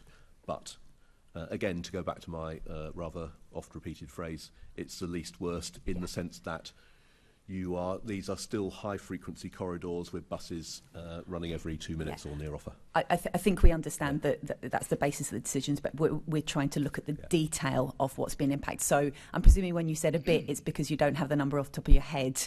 But can you write to us with that as well, the impact that it's going to have on ridership, and how much of that impact you think is going to transfer and how much is not going to transfer? Yes, we can do that. Thank you. Yeah. Excellent. Do you remember off the top of your head if it's more or less than 4%? Sorry, the impact on ridership? Yeah. Oh, it's a lot less than 4%. Okay, thank you. Right, so the next member I have on the list is Assembly Member Prince. Thank you, Chair. Anyone can answer this, really. The Mayor, probably better if you do, Andy, but the Mayor recently described the ULEZ consultation as a proper consultation, and that he would give due regard to the responses. So, can I have your assurance that the bus review is a proper consultation, and if there is overwhelming opposition to these plans, that the Mayor will think again? So I can absolutely assure you it's a proper consultation, and in light of the feedback we've already received, that's why we've taken the decision to extend the consultation period by a further 3 weeks. So that will give, in particular, organisations who are representing particular groups to give more detailed responses. We will absolutely consider those, and as we've already said, these are proposals. We will take the consultation into effect, but we do need to deliver the financial savings. So we will look at what the consultation says, and we'll act on that those responses accordingly. Okay. So has TfL got a plan B by any chance? If the consultation shows that this is not how we save the 35 million, do you have a plan B? I wouldn't say there's necessarily a plan B, but we have to find savings somehow. So if we end up implementing a slightly revised version that doesn't deliver 35 million, then we will obviously have to offset whatever that reduction is, assuming it's a reduction, through other means. But at the moment, this is our plan A, for want of a better description. Geoff? I'm awaiting with interest what some of the responses from the consultation, and that will inform any plan B and how that has any other knock-on consequences on other service enhancements or reductions that we might want to make elsewhere, some of which we consulted on, some of which we haven't. If there weren't any change, Chair mentioned one to do with Archway earlier, but there are all sorts of changes which one can see which would form part of a plan B, if you want to put it like that. That's very kind of you. Thank you. Okay. Sorry to sort of over-egg the pudding, but just quickly going back to the nominee passes. In response to both myself and to my colleague Emma, you said when we mentioned that our figure of £40 million, which we've published a number of times, and also the justification for it, you said you didn't recognise that figure. What figure do you recognise? What figure is your guesstimate or estimate as to the amount of lost revenue as a result of those passes?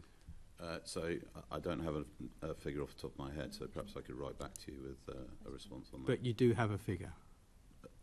As TfL, we could calculate it. I don't have that figure to hand. Okay. And would you share that figure with us and the calculation of that figure? Yes, we can write to you. Brilliant. That's very kind of you. Thank you very much. Thank you very much, Assemblymember Prince. And Assemblymember Desai, finally. Thank you, Chair.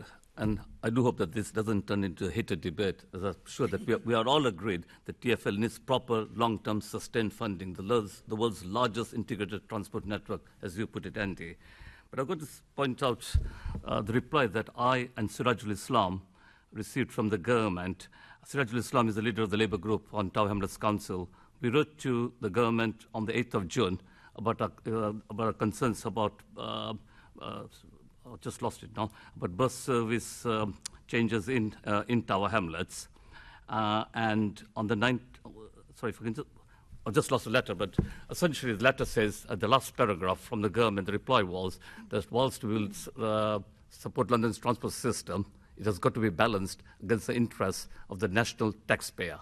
I found that reply very puzzling, because London contributes 22% of the UK, contributes 22% towards the UK's GDP. Greater London is 30% of the UK GDP. And if you look at London in the southeast, the total contribution to the economy is 40%. But also, so I found the reply very puzzling that somehow helping TfL is at the expense of the national taxpayer, when it's actually the other way around.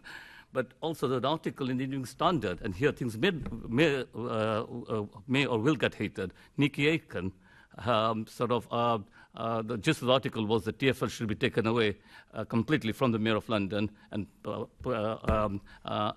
for that, actually, the article coming from Nikki Aiken, I think it shows the ideological angle that the government is coming from and the real purpose of this attack on TfL. So I invite you to comment, Andy, not on what Nikki Aiken said, but on London's contribution to the national economy, and this rather puzzling reply that I and Surajul had from the government that somehow helping TfL is a balancing act, against the interest of the national taxpayer. I mean, our role, regardless of political sensitivities or sides, is to make sure we deliver the best service and the best value for money for London, and that's what we're focused on doing. We've been very clear, as I have today, around the need for a long-term financial settlement with government. We have been clear, the Commissioner has been clear around TfL isn't just about providing services for London, it is a key player in the national supply chain.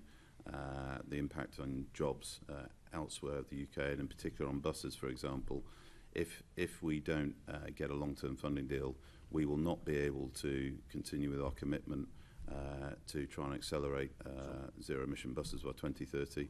All of our buses are built outside of the southeast, in Scotland, Northern Ireland and Yorkshire.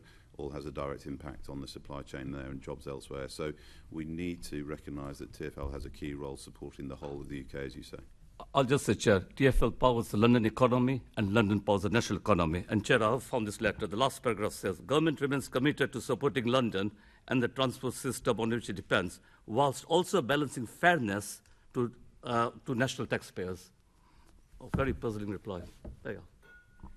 Thank you, members. Right, I've indulged all of that, and that's fine. It is important to make these points when you can. It does leave us with slightly less time to discuss the inclusivity of consultations and the bus action plan. And I have been asked to introduce a comfort break into this meeting. So I'm now going to do that. I'm going to adjourn the meeting for 5 minutes until 11:49, precisely, when I'll bring the meeting back in order. We'll then have an hour and 10 minutes to look at those two topics. So I'll just do that now. Thank you.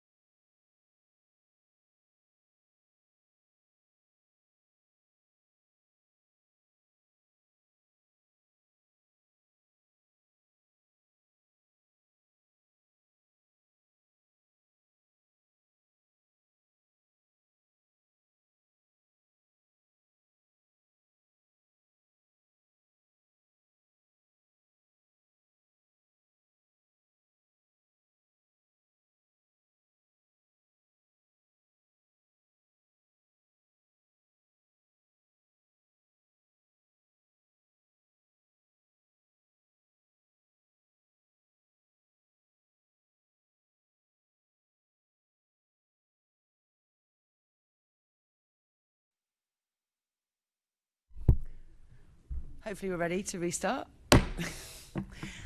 Welcome back, members. Thank you for taking that short break with me. Our next section of questions to Transport for London will be about the consultation process, and not the details of the cuts, but how it's been carried out. A lot of these questions come directly from the passenger groups that we spoke to at our last meeting, and our practical issues they've raised.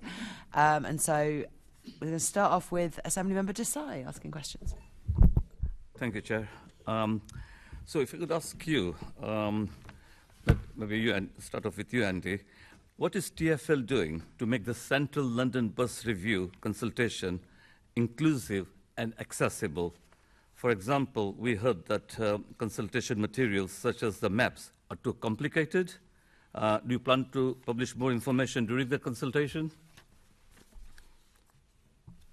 So we are engaging with all the groups that you would expect us to, who represent very diverse customer groups who use our bus network, to make sure that we are providing the information in the best way possible through all accessible needs, as well as through different languages as well. We equally, that's one of the reasons why I've extended the consultation for a further 3 weeks, to give people more time to give us that feedback. But Geoff, perhaps you could add a bit more flavour. You mentioned the maps, so they come in 4 formats, as it were. You got, admittedly, quite complicated quadrant maps, north, south, east and west.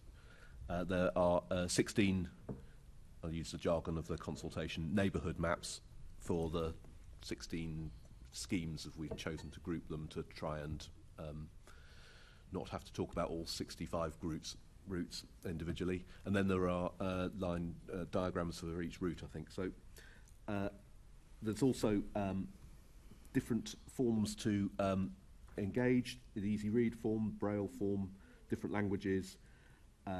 You can reply by online, of course, by telephone or by mail. And in terms of getting the communications across, there are radio ads, TV ads, posters at relevant bus stops. There's sort of tetrahedrons, plastic sort of Toblerone shapes at certain locations like bus stations. Emails gone out to the people who are registered to be travelling on the relevant routes, countdown electronic sign messages, and briefings of one form or another. So far, I'm told that there's been 11,000 responses, which is sorry about the more statistics, a figure open to multiple interpretations, but I choose the interpretation that it's got quite a high awareness. And it's certainly much, much greater than we got from the last time we did a consultation on Central London's buses, which was 2018, when there were about 7,000 responses for the 6 weeks. That's 11,000 in 4 weeks, if you see what I'm saying. So does that help? Yeah, as you said, the figure is open to multiple interpretations. Yeah. So can I ask you, what stakeholder groups did TfL consult on the proposals ahead of launching the consultation? Can you give us some examples of groups that were consulted?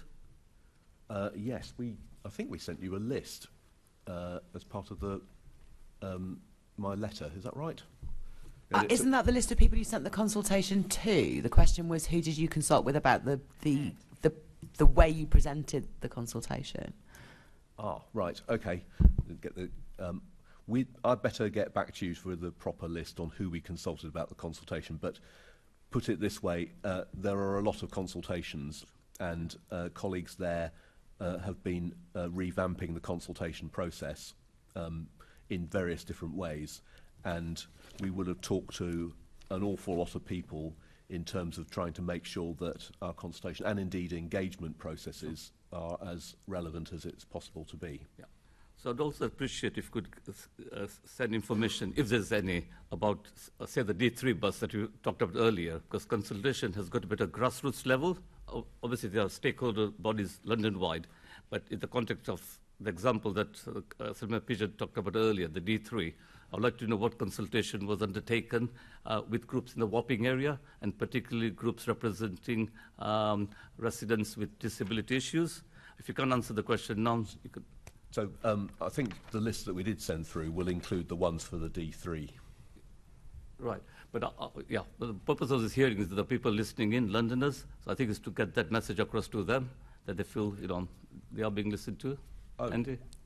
If I may, just a few specifics. So since we launched, we've contacted 391 accessibility and mobility stakeholders, including a number of pan-London organisations. We've contacted over 1,900 local organisations based within the London boroughs and continue to reach out to offer additional information. Happy to meet as an organisation. We're happy to meet with them.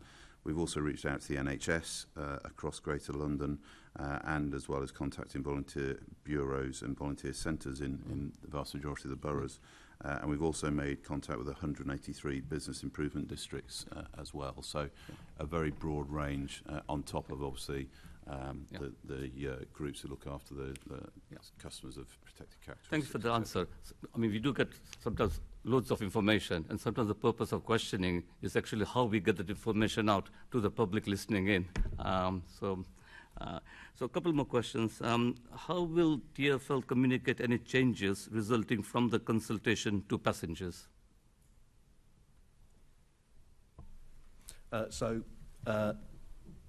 We probably won't make all the changes in one fell swoop, but it depends on what the final outcome will be, of which, of course, that's a decision downstream.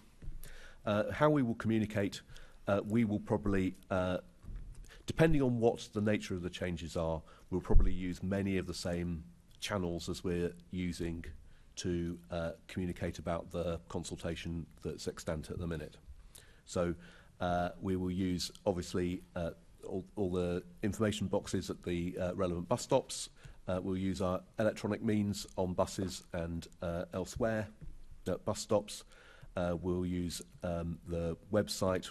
We'll probably use local media as well. And a relatively effective means is to use email as well for all the registered card users that are affected. So they'll be the main means. So I'm going to ask you this. Why were accessible versions of the consultation materials not ready for the launch? Because I don't think they were very late, but we didn't have everything up on the website on the 1st of June, but everything was there by the 6th at the latest. Yeah, we had one specific issue with the British Sign Language video, which wasn't uploaded until the 21st of June, and that was due to an issue that our supplier encountered. So, I think that's the one specific issue that I'm aware of. If there are any others, then please let us know, and we'll follow up on that. Okay. And my final question is what feedback has TfL received on previous consultations that led to changes in TfL's approach to engaging with users of the service in the current consultation? So we wanted to make sure that we got as many languages as possible, so we changed that. We have tried to ensure that we do approach as long a list, as Andy wrote out, as we possibly could to bring their attention to it. On the face of it, it seems to be working. But as I say, the fact that there's a very large response is open to multiple interpretations. Okay, thank you, Chair. Thank you. I've got Assembly Member Baker with a quick supplementary. I'll try and make it a quick supplementary. 2 quick supplementaries. Firstly, I just want to pick up on the number, the sort of response rate, 11,000. Now, that's great because it's going up all the time, and I really, really welcome it. But I'm not entirely sure how we're judging what good looks like. I mean, how many people use the buses? How many the buses that are being affected? How many sort of individual users do you know? If you don't know specifically the ballpark. Hundreds of thousands. Hundreds of thousands.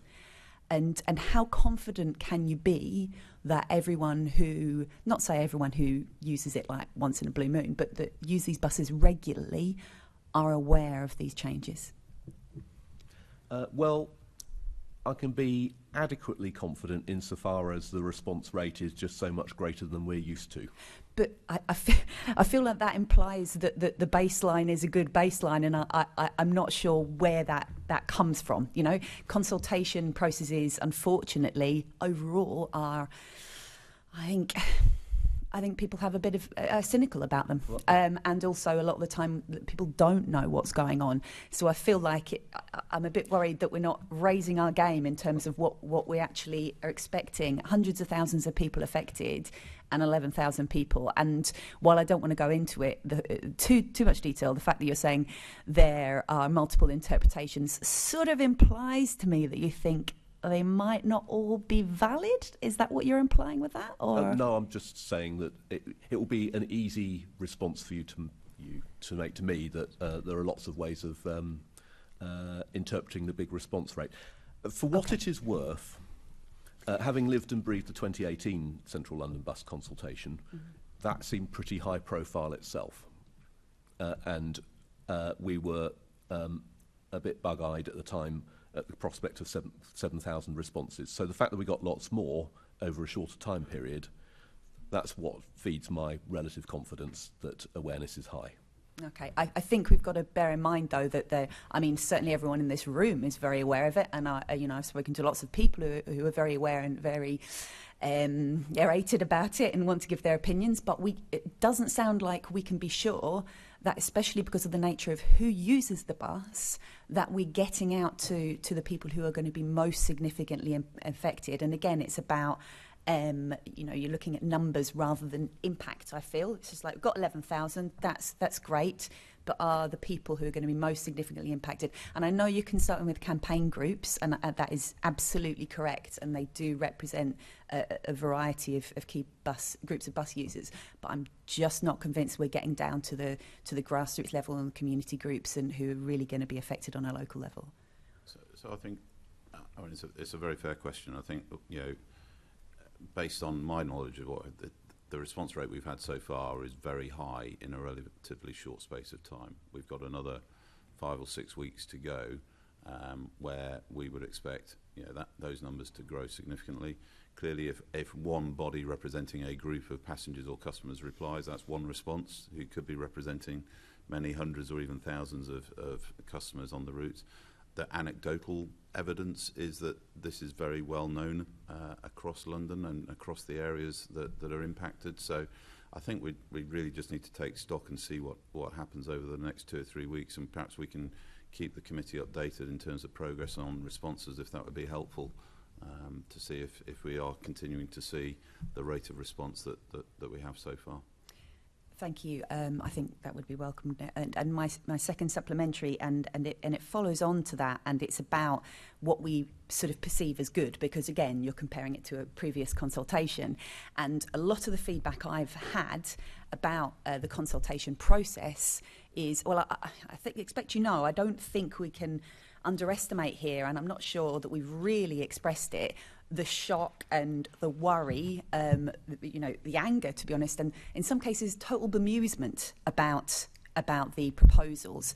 So what we're seeing is that there seems to be no element whatsoever of engagement with communities prior to the here we are, this is all arriving at the same time. And I think that's a real problem, because it means you're then constantly running to catch up in terms of incorporating the views of people there who are affected into your consultation. I mean, I met a group of representatives from Southwark yesterday with my colleague, Assembly Member Ahmed, and I mean, they basically said they felt like Nunhead had been completely ignored. They felt like TfL didn't even know it existed.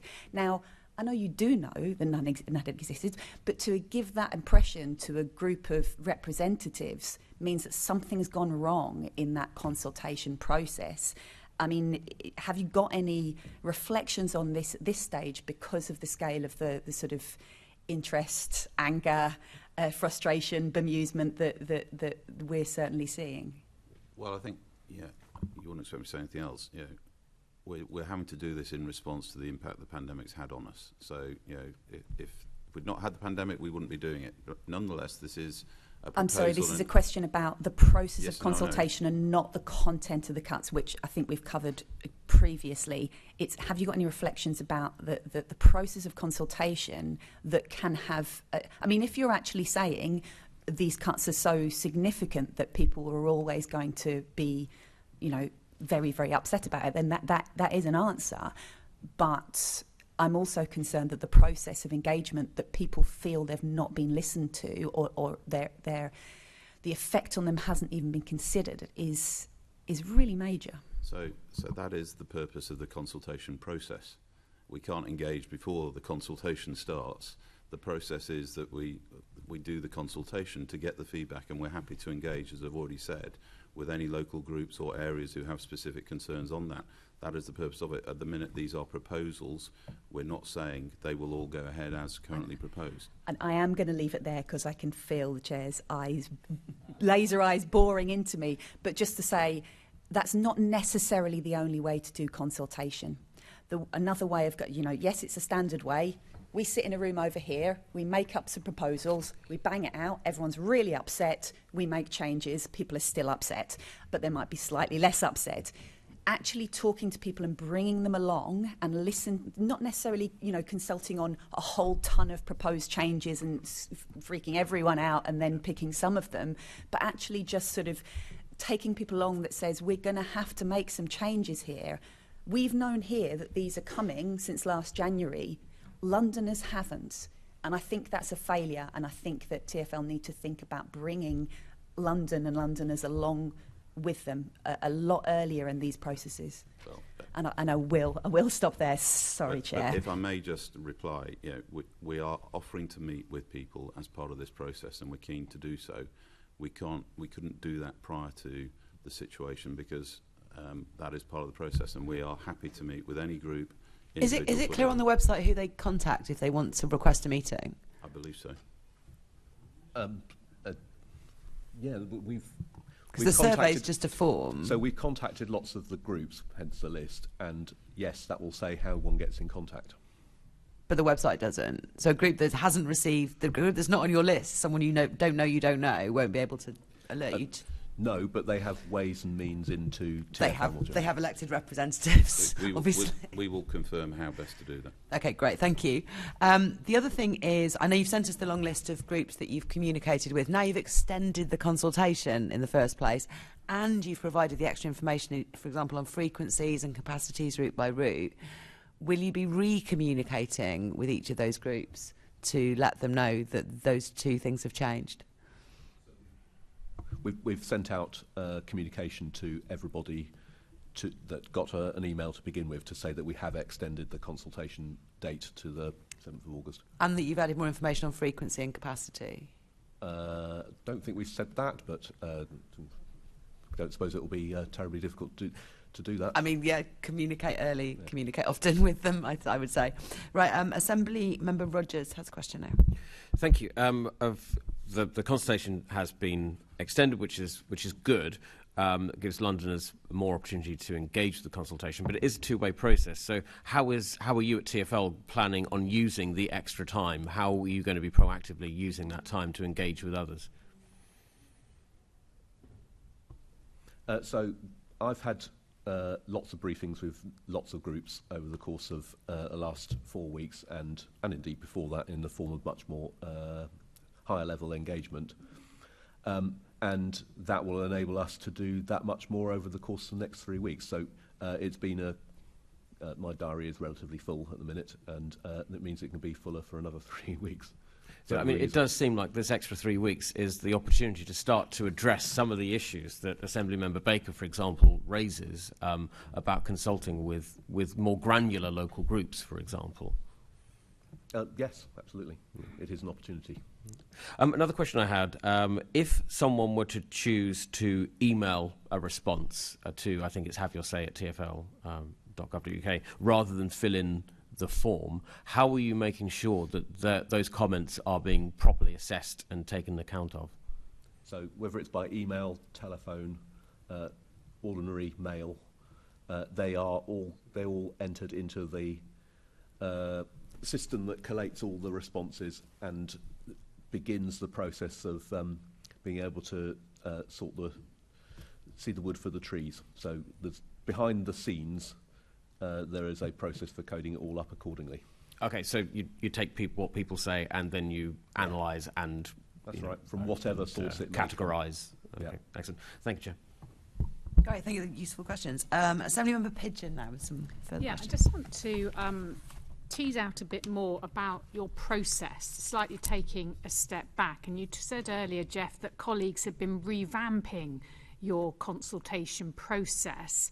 So what is the process for ensuring that TfL consultations are accessible to service users and that the information provided in consultations is clear and easy to understand?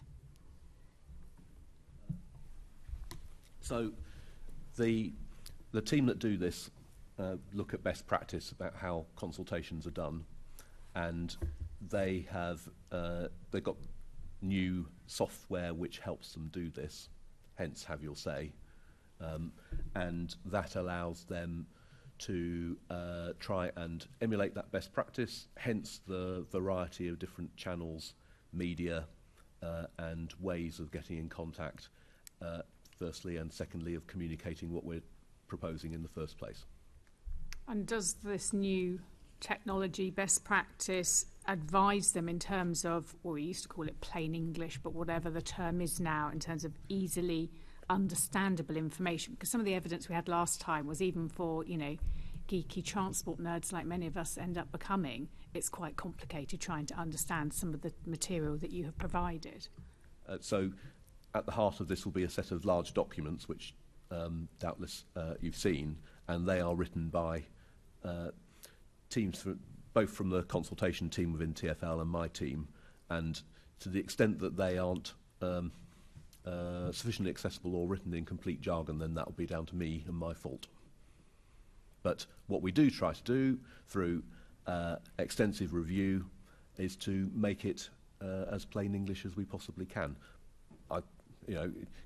Deep in some of those documents there is a fair bit of technical stuff which not everyone will find straightforward, I'd grant you. I accept that, and you've said there are different formats for different things, but in terms of, let's take a step away, Andy, you've got a strategic role, a bigger role, deputy at TfL. Can you really clarify the process? And if you're not able to provide that today, perhaps you could set it out in writing to us. What is the process? I want to understand the thinking at TfL as an organisation facing these cuts. We're going to have to go out. How are we going to make sure that this is as accessible and engaging of Londoners as possible? It's probably easier, Deputy Chair, if we do write back to you to explain how we do that, because it is complex. It covers multiple stakeholders, engagement processes, as well as making sure that the information is provided in multiple formats. So if that would be agreeable, then we'll... Okay, it's fine. I accept, there will be some very techie stuff that Geoff and his team will write, and there will be people out there who embrace that and want to get into that detail. But for the ordinary person, and I have to echo Assembly Member Baker's points about residents in Nunhead, I was collared by my elderly neighbour saying there's going to be riots on the streets with all her older friends who are up in arms, and I needed to speak to the mayor about this. And I did point out I was doing my best, but this is right across London, all these issues. But how are you going to make sure that everything is that accessible? And I'd like to understand the process, because this buses today, it could be another service tomorrow, and we need to be able to robustly, scrutinise your process. Yeah, so if I may, let us write back to you and explain to you how we do that and how we consider it. And we do evolve it after every process to make sure that we try and make each one better and more accessible and simpler to understand. Yeah, and going back, Tom, you might be able to help with this. We started talking earlier about engaging disabled people and organisations in some of these changes coming up. But for this particular consultation, what disabled people's representatives were involved in developing the substantive route change proposals or developing the design of the consultation format? So, thank you. In terms of the consultation format, we've been working as part of that launch of that platform, the new consultation platform, with an organisation called Valuing People, which represents particularly adults with learning difficulties, to how we can particularly improve accessibility. And we've also engaged with Disability Horizons, who specialise in being able to reach people with disabilities through a variety of channels to make sure that we get to as many of those people as we possibly can. I think we've made massive improvements over the last few years, particularly with the new platform, particularly the way in which we're doing it. But every consultation, we learn from that to improve for the next one. And I don't think any of us in the organisation are complacent to think that we've got this perfectly right. I think we've made significant improvements. I think this consultation will be better than previous ones, but we will learn from this one as well. And the points you've made this morning and the ones we're already getting through other channels as well about how we can make consultations more inclusive and get a better range of opinions and views to make sure we make the best decisions we can. Okay, and then what about disabled people's representatives being involved as you develop these proposals, or was that just not? Was it just Geoff and your team? Did you involve any disabled representatives in shaping your proposals? Not directly, no. So I have to be suitably discreet, and that puts some constraints on what I can do. But the purpose of the consultation is to, this is the stage whereby we do this, and we often make changes between proposals and decisions. And hence we await this stage, at which point we have something concrete to discuss rather than some general themes which people wouldn't necessarily find terribly helpful. Okay, and one group we haven't really touched on today is the digitally excluded. And actually I think lockdown has really made that a greater exclusion. So many people cut off from their everyday. You used to hand out, we heard, leaflets to passengers about service changes. This stopped. Is that something, putting flyers on buses, for example, that you might consider as part of the next 3 weeks where you're trying to get more engagement with Londoners to ensure that the digitally excluded can properly be consulted and engaged in this? Well, we've tried to involve the digitally excluded by other means, by which I mean posters at bus stops, the large sort of plastic Toblerone-shaped covers around the bus stop flags. Yeah, I've not managed to see any of these yet, but I'm sure somebody could take a photo and send us some. I've not seen any. No one has? No, perhaps we could have some photos and details of locations. But would you consider flyers on buses to engage with bus passengers and those who are digitally excluded? We can take it away. There are some severe downsides to that sort of thing, but we can take it away. That would be helpful. The sort of litter effect of it all, for example. We haven't found it immensely great in the past. There are better ways of doing this. There are also the messaging on buses is another way, or countdown signs is another way. Yeah, again, messaging on buses. I travel a lot by bus, and I've not heard any messages saying there are cuts to this bus route. Go to this website to feedback. I've not heard anything. Yes, this bus will not exist. That's great. But I've not heard that, so perhaps you could advise when all that's happening or has supposed to have happened. But if you'll consider the leaflet, I appreciate that. Thank you. Thank you. I just have one further question, but also when you're speaking, we've got noise behind us now, sorry. Good noise, it's children doing maths, but if you can point the microphones towards your mouth, that would be really helpful. So my question is it follows up on something we heard from people at the last meeting in terms of communicating. I mean, we're hoping still we can head off a lot of these changes and the worst of it, but where people's journeys will have to change, where they'll have to make a change to another bus, are you looking at improving the format of what appears on the bus stop? So I'm not talking about things that warn you that a change is coming, but the sort of subset of the spider diagram that appears on the bus stop that says, here is the routes that flow and where you can get to. They only ever show direct buses currently. And if your route that you're currently taking is going to change to one where you need to change to a subsequent route and where to do it, you could easily communicate that in a similar way to the tube map shows the change. If that's a different format, to the current bus stop information. But during the period of all these changes taking place, it would be incredibly useful to develop. Can I suggest that you look at that and that you consult with, for example, London Travel Watch, who would be very, very useful at giving you advice on how to make that clear in terms of when your journey is now, you can't get to central London directly anymore. You've got to change. That needs to be communicated in the clearest possible way and to the digitally excluded. So I'll let Tom come in with some specifics, but just to let you know, I'm actually meeting with London Travel Watch twice in the next 10 days or so, I'm sure this will be discussed in length, but Tom can talk on some of those specifics, Chair. I think you're absolutely right that there's a lot we could do better and differently as a result of this. I think there's a real memory around particular routes and where people go. I think that's partly why there's been such a response around some of the routes that are going. I saw it a couple of weeks ago when I was helping out at Hammersmith, where people were asking for a bus route that had gone a couple of years ago because that was the bus route they knew. So actually communicating this through to implement whatever we implement in the most successful way will require a different approach, I think, to our communications. We haven't worked through what that specifically looks like yet, but we are looking at that, how we both pre-warn people and then for a period of time after the changes have come in, we continue to show what those alternatives might be in the clearest way, recognising that a group of people will get to know this quite quickly. Regular users tend to learn new travel patterns really quickly. We've already seen that on the Elizabeth line in the last few weeks, but there will be those less frequent users who will need that reminder and that guidance for quite a long period of time, I suspect, after any changes are implemented. Great, thank you. It has taken me 2 years to get used to the fact that 134 chucks me out of Warren Street. I'm surprised every time. Thank you very much. Right, so moving on now to questions about the bus action plan, and to say thank you so much for your patience to Assembly Member McCartney, who I think is on the line and ready to take the first set of questions about the bus action plan.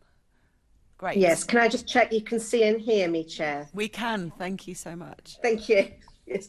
I suppose my questions are really for Tom, but if anybody wants to come in, please do. But Chair, I think you're going to have to let me know if anyone does, because I can't see people indicating. Assemblymember McCartney, we did just lose your picture, I'm afraid. Are you able to check your camera? Oh, that's better. Yes, keep it like that, thank you, sorry. Right, okay. No, it went again. Sorry, I'm having some technical issues. Perhaps I could start and then I'll try and get back on. We can hear you fine, yeah. Good. So my questions are to Tom, and I think a lot of what I'm asking in this first question has probably been answered.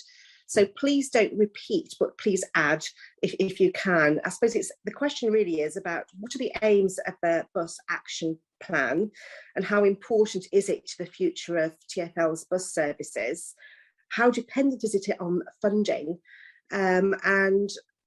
We know we're looking at 4% cuts at the moment. How likely it is we're going to go further than that?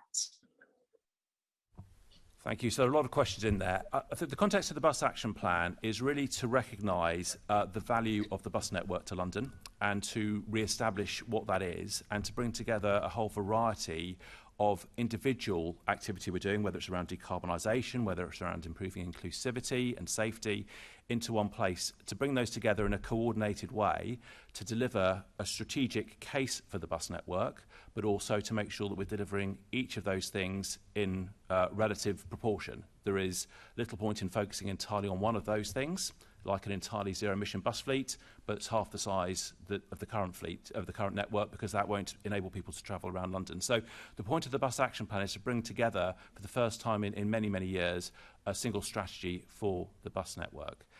And in terms of how it fits into where we are now, I would rather we weren't doing the service changes that we're proposing at the moment. I would rather we were able to grow the network in Outer London to fulfil the demand that will grow. Some of the issues we've heard about earlier on, the growth in Brent Cross South and other parts of Outer London to support London as it recovers from the pandemic and it continues to grow. But I think it's really important that we've got the strategy that sets out how we can encourage more people to use the network, how we ensure that we modernise the network to reflect modern or the current needs of both Londoners, but also the policy changes that the bus network can deliver. It's made massive improvements to safety towards our Vision Zero targets. It's a long way on its journey towards becoming decarbonised in itself. But of course, the most important thing in decarbonisation is to encourage people to not use their cars when they've got the choice, to enable people to have car-free lifestyles, whether it's through active travel or using the range of public transport. And to do that, we need to have a coordinated strategy, which I believe the Bus Action Plan sets out. Thank you. And then my secondary questions were about finance and how dependent is the action plan on a fair longer-term funding deal from government, and if we don't get that, I suppose, what is the likelihood of further cuts? So in terms of the funding of the Bus Action Plan, some of the elements in there do certainly require additional funding or certainty of funding, and those two things are subtly different. Some of this is around confidence that we've got a funding deal that would take us, or sufficient operating funding, beyond the sort of 6-month horizons we've been having recently. So a bit of certainty really helps us make informed decisions and strategic decisions that make a difference over the next 5 or 10 years' time. Certain elements within it we can make progress on even as we are now. So Geoff earlier on alluded to journey time. Journey time is a massive opportunity, but also a massive risk to the bus network. You already know that a 1% improvement in journey times not only saves us operating costs, but it also generates more trips on the network, and vice versa as well. So one of the key issues we've identified over the last 5 or 6 years is a reduction in average speeds has been a reason that people have stopped using the bus network as much as they might have done in the past. So actually, by working with stakeholders, to the points made earlier on, by working far more closely both with boroughs but also other local stakeholders, we can understand more about what they would like to see from the bus network, but they can also understand more clearly about what they can do to help us deliver an efficient bus network and make it relevant to them. And a key part for me for the Bus Action Plan, both me and Louise Cheeseman, who's our director, who unfortunately isn't here today, sent her apologies, is to go out and re-engage far more closely with those key stakeholders, and not just engagement to say what we think we should do, but to really listen to what their concerns are and their ideas about how we can make things better. So in the short term, there are things like journey times that we can focus on without additional funding, but actually some of the more difficult things, improved bus priority, for example, which does take money, some of the bus safety standards, improvements for the 2024 standard, alluded to decarbonisation. We've got a commitment to make our bus fleet zero emission by 2034. We would like to bring that forward to 2030. But we need to make that decision quite quickly because we're about to start letting contracts that run beyond 2030. Yeah. So decision point is about now. So there are certain elements within it that certainly we could do more and do it faster with more money and certainty of funding. And there are other elements that if we did end up with a poor settlement on both the revenue and on the capital, could mean that some of the things that we set out in the Bus Action Plan might need to be deferred a bit longer. We're hopeful that that's not the case. What we're hopeful for is the Bus Action Plan sets out the case for why it is worth investing in London's bus network, and therefore we can avoid any discussion in the future about changes as proposed, as we've already talked about this morning, and we actually turn it back into, from wherever that leaves us, into the virtuous circle that many of us are used to in the first 10 years of TfL, and really get back to that virtuous point where we end up with a growing bus network that continues to support London as it recovers from the pandemic, as it supports the UK economy, and to make sure Londoners have a good quality bus service. Thank you. And at our last meeting, we heard from bus user groups that disabled users still faced many barriers to using London's bus services. How will the action plan make the bus network more accessible and inclusive? And I mean with regards to infrastructure such as bus stops and so forth, but also on the buses itself. We heard, for example, about the fact that there was only one wheelchair space, for example, and perhaps a design of bus could include 2. The grab rails were sometimes not in the right place and so forth. Do you have a plan for that? So within the Bus Action Plan, yeah, that's clearly highlighted, both points there. So in terms of the infrastructure, the bus stops themselves, there is certainly more we can do there. There are certainly challenges around how we integrate bus stops with some of the improved cycle facilities that are there at the moment, which I know we've done some really good work there, but perhaps a couple of cases where we could have done better with that, and we should need to learn from that and improve on that to make that accessibility better. We need to make sure we can continue to invest in replacement of shelters, and with that, the infrastructure around those shelters to make sure those bus stops are as inviting as they can be. The Bus Action Plan needs to consider customers, or we need to consider customers from the moment they start planning the journey. the environment at the bus stop, is it safe and secure? Is it accessible? All of those elements are really important to that. And then the bus itself, it's a real challenge to get everything that we need to and want to get into the space on a bus. It's 10.5 metres long, it's 2.5 metres wide, to try and get everything into that space. Place for people in wheelchairs, places for people with shopping and buggies, but also the very great number of people who are able to walk but perhaps can't stand on the bus journey, ensuring they've got accessible seats in the low floor area. Getting that balance right is really tricky. We continue to look at that. We're going to do some more work on that over time, integrated with our work, and that's what the Bus Action Plan sets out, integrated with our work to improve the safety of buses. So we need to make sure that the interiors continue to remain safe, decarbonisation as well. So all of those key elements that we're trying to achieve, where we can optimise and get those balances right in terms of the design of buses. So certainly more work to be done on that, but that's all in the roadmap for the Bus Action Plan. Thank you. And whilst you're doing that new work, what metrics are you putting in place so that you can measure your own progress and monitor what's happening? So we've got a progress in terms of each of the actions that are set out in the Bus Action Plan, some of which are short-term with outcomes this year. Others are longer-term, either just longer-term with the plan or dependent on funding. So we're measuring that internally, quarterly through a steering group, and we'll continue to do that, and happy to report progress back to this group in due course, perhaps in 6 months or a year's time, as you wish. And can I ask, in monitoring your own progress, do you actually include feedback from bus user groups, for example? We haven't specifically yet, but the Bus Action Plan's only been published for 2 or 3 months, and that's certainly something that we can look at implementing. I think it would be helpful, rather than you yourself just marking your own homework, as it were, to have some outside external views would be useful. So that's very helpful.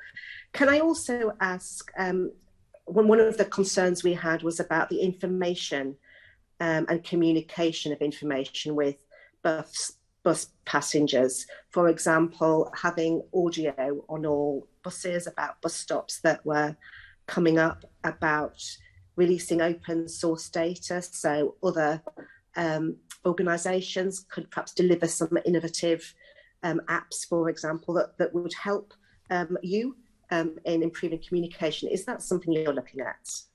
I think we've got a good history of sharing open data. We've seen a plethora of very good apps that have helped customers to navigate around London, not just buses, but multimodal as well. And I think our open data strategy over the last few years has been really powerful in enabling those app developers to come up with those ideas. Of course, we've launched TfL Go more recently, which aims to build on that as well.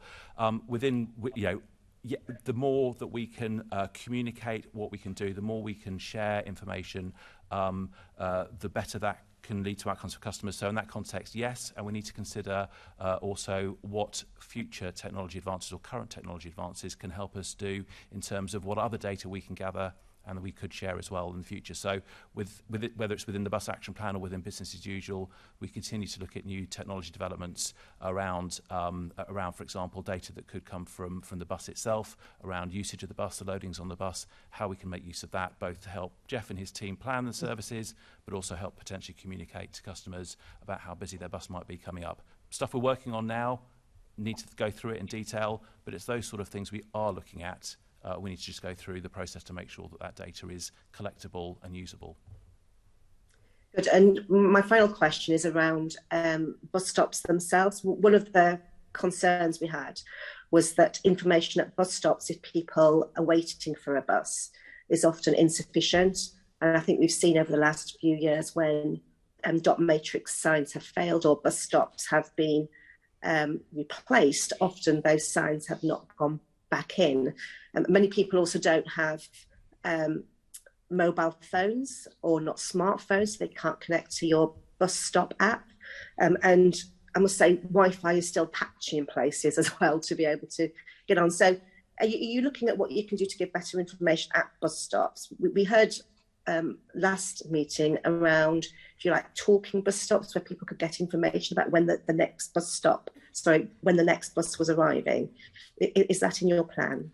It is, and I think you can see some of that already on Route 63 if you've had a chance to use that. So on Route 63, where we've put on the new customer focused buses, the electric buses, at the stops as well, we've introduced more countdown signs where we could do. The traditional countdown signs. We've also introduced smaller real-time signs. They're not quite called countdown, but they're on the bus stop flag at a couple of stops as well there to try those out, which give information at stops where there isn't a shelter, for example, to put a countdown sign on there. So we are looking at doing that. In fact, this year we're proposing to deliver another 200 or so countdown signs onto the network. And there are plans to do more of that as well. Specific issues around signs being taken down, we can look into those individual cases. That's typically when the shelter is being replaced. We need to take it down beforehand and put it in afterwards. It's not our intention to reduce the number of countdown signs. Anything but that, we identify that more countdown signs is a good thing to do, and subject to funding, that's got a very good business case. Thank you. I agree with that. However, I have to say that I've had a number over the last few years that have been replaced and have been told that at the time it was TfL policy not to replace the countdown signs as well. So if there's a change, that's really welcome. There will be places where there may be a reason not to replace them, but the general policy should be as if they're there before, they should be being replaced. But if that's counter to what's been said before, we'll clarify that afterwards. Thank you very much. Thank you, Chair. Yeah, I can't give you the reference now, but I'm 100% certain we've asked that in Mayor's questions in the past and had the answer that we are phasing these out. And it's great that you're phasing them back in again, because it is so the most accessible thing. So we really want, I mean, obviously money permitting. You said there were 2 bus stops with the new flag, the post-based next bus information, which I've been such a fan of for ages because I travel outside of London and they have that in lots of places outside of London. Where are these bus stops? Where can we see them, please? I'll have to send you those details if that's okay after the meeting. Please send us a map link. Yes, thank you. Will do. Right, Assemblymember Pigeon has questions now. Yes, just picking up on what you've been saying about bus stops and shelters, and I'm pleased to hear you're investing in replacing shelters, but you've only got to walk anywhere around London to see the state of our current shelters. Absolutely filthy, covered in graffiti, often offensive, and some of it, if it's put on the glass, they can't get rid of quickly, as one I have been flagging for ages. Now, 2 years ago, TfL reduced the frequency of how often you clean bus shelters. You halved that time. I mean, doubled that time, rather. So will you agree as part of this? Because as you've said, you've got to make them as inviting as they can be, and people are going to be spending a bit more time at them because they're going to be waiting at some of these interchanges. Will you look to increase the cleaning and maintenance of bus shelters to make sure they're safe for passengers? So there are 2 elements to that. First of all, we've already looked at how we can make better use of the funding we do have, and we've now focused our cleaning so that the most used shelters, the ones that were getting the most dirty and potentially getting the most graffiti, they get visited more often now, so that where we've been able to be more efficient and target our resources, rather than having necessarily universal level of attendance at each shelter, those that are busiest are getting more attention so that they are able to be addressed more frequently, so therefore they should never get to as bad a condition as perhaps some of the ones that you and I have seen over the last couple of years. Offensive graffiti should be being removed within a very short period of time once it's reported to us. There is a particular escalation, and if anyone uses the Street Care app, there's a particular function around it being offensive graffiti that prioritises it, and our teams are dispatched as quickly as they can be to that. But other graffiti does take us a little bit longer to take off if it's less offensive, because as we've alluded to, resources are finite, and currently in the current situation, we're having to make difficult decisions about where to prioritise our spend. And one of the areas that has been challenging is around making sure that we've got sufficient to maintain all of our assets to the level that we would like. I was just going to add, Deputy Chair, I've got the stats in here somewhere, but offensive graffiti, as soon as we become aware of it, we target to have it removed within 2 to 4 hours. Any other graffiti we try and remove within 24 to 48 hours. And all bus shelters are supposed to be cleaned Graffiti isn't within 4 removed hours. within 24 to... General graffiti is not removed within 24 to 48 hours. It really isn't. No, but when that is our target. When we become aware of it, we don't inspect all the bus shelters all the time, so we need to improve that, and that's why we've launched the Street Care app, so that passengers can report it to us as quickly as possible, and then we can respond accordingly.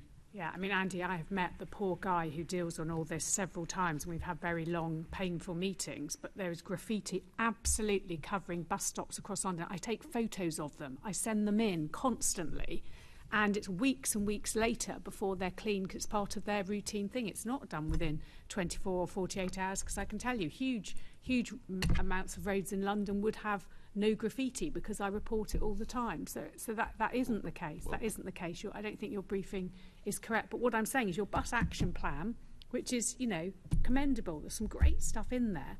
But if you turn up and it's a horrible bus shelter covered in graffiti, it's not going to make you really want to use that mode of transport, and you want to get more people onto the bus. So I'm saying, will you, as part of your action plan, invest some more money into getting our bus stops and shelters clean? So I absolutely recognise and agree with you around we've got to make it better. I'm happy to talk to you offline around the specific examples you've got, because that's not my experience. But nonetheless, if we've got a particular issue in certain areas, then we'll go and look at that. But yes, we need to make the bus network as inviting as possible. We don't have unlimited funds to throw at this, but we do have very clear targets, and if we're missing those, then I will take that up as a matter of urgency. Thank you very much. Next questions on another aspect of the bus action plan is from Assembly Member Prince. Thank you, Chair. I'll perhaps start with you, Andy. What is TfL doing to meet the Mayor's Vision Zero aim that there will be no fatalities on or caused by public transport? So we have a very comprehensive, and I think we've made huge progress over the years with Vision Zero, particularly around reducing the number of fatalities caused on our roads, particularly on or by buses, and we've seen a reducing trend. Any fatality is one too many, and our thoughts are always with people who've been tragically killed or seriously injured and their friends and families. We have been leading the industry in terms of our design of our buses, which are now being adopted by many bus operators across the UK and even overseas now as a result. We have plans within the bus action plan to do more, and Tom and the team are actively involved in that. We need to make sure that we work with boroughs on particularly rolling out further the 20 mile per hour speed restrictions on roads. The Route 63 bus that Tom's already talked about already has some of the new features on board in terms of improving safety, such as a new flooring, no grab poles but higher seat backs, so that if there is any form of incident or urgent braking, passengers are protected better. And equally, we're also looking at how we can do more to reduce the incidence of bus fires, which there have been no injuries on, but nonetheless, that there's still been a number which we need to reduce.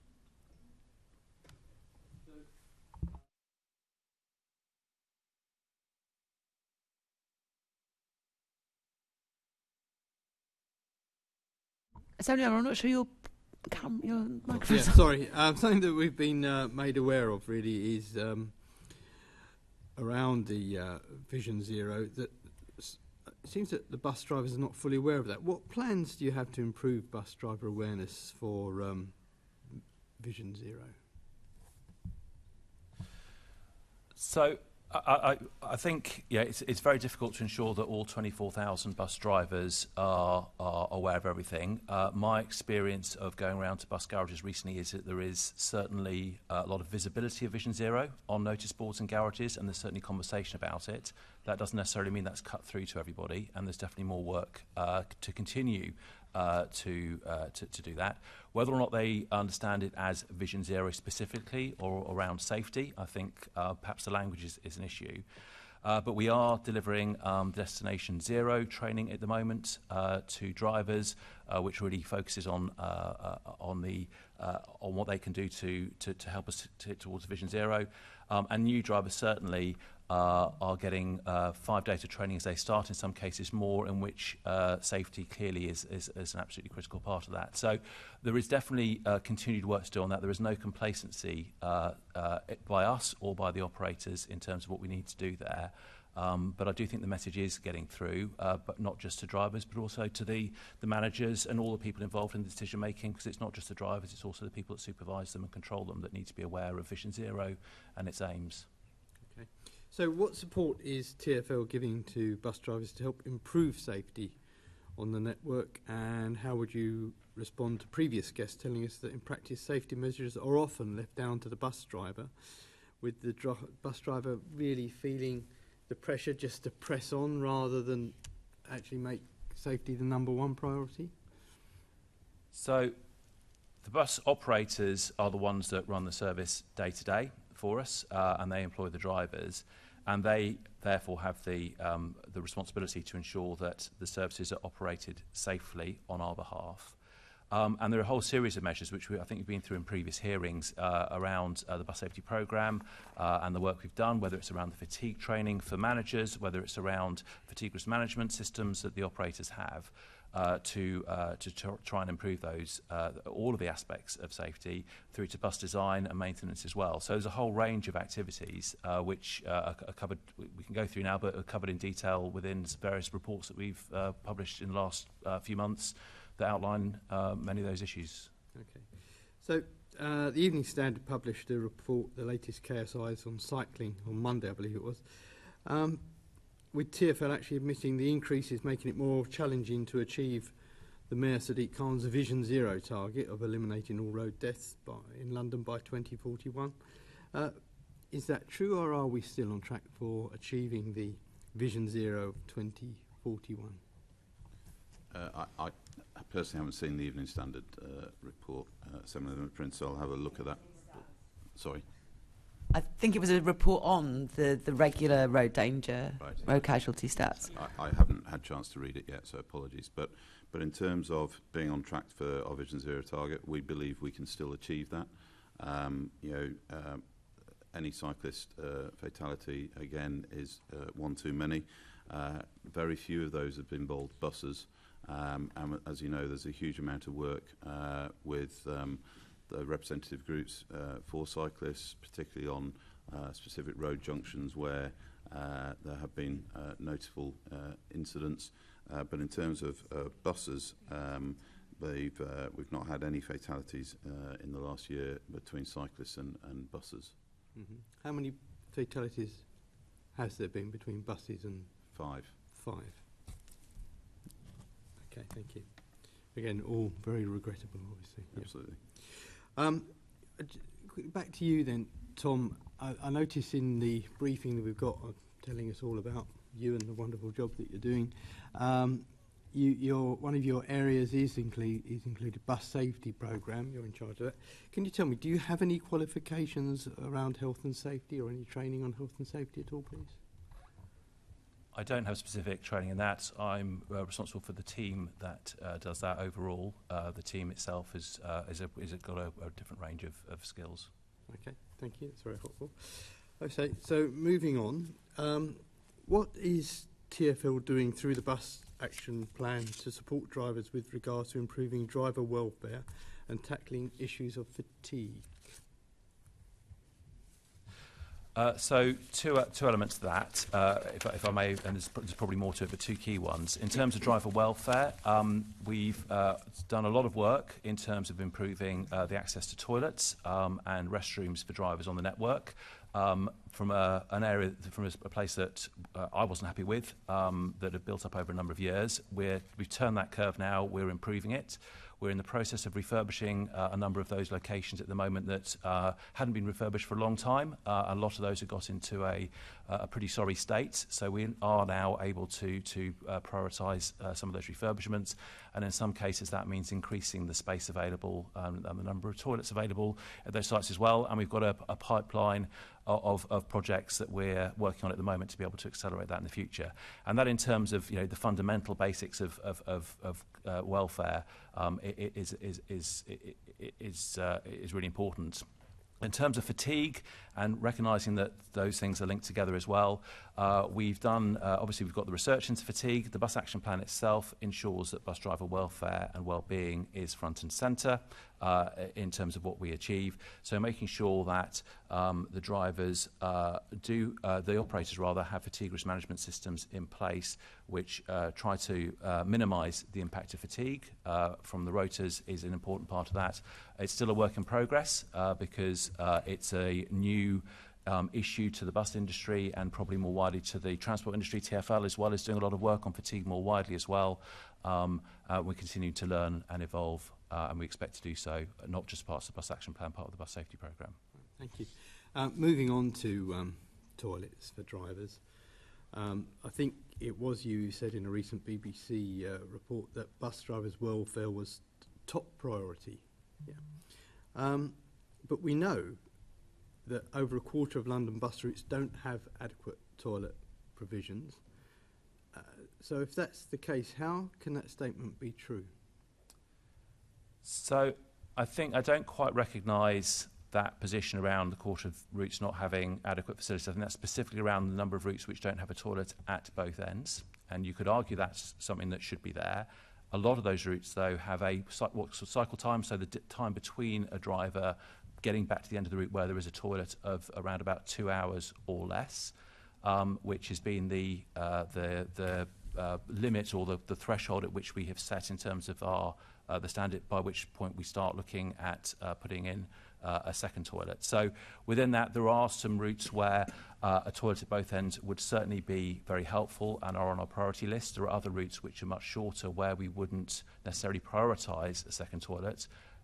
If there is the ability to do it, though, we will continue to look at doing that. Okay. Would you agree that you've identified 5 routes, so we're not talking about the 175, but 5 routes which were deemed to be high priority? Would you agree they are still high priority?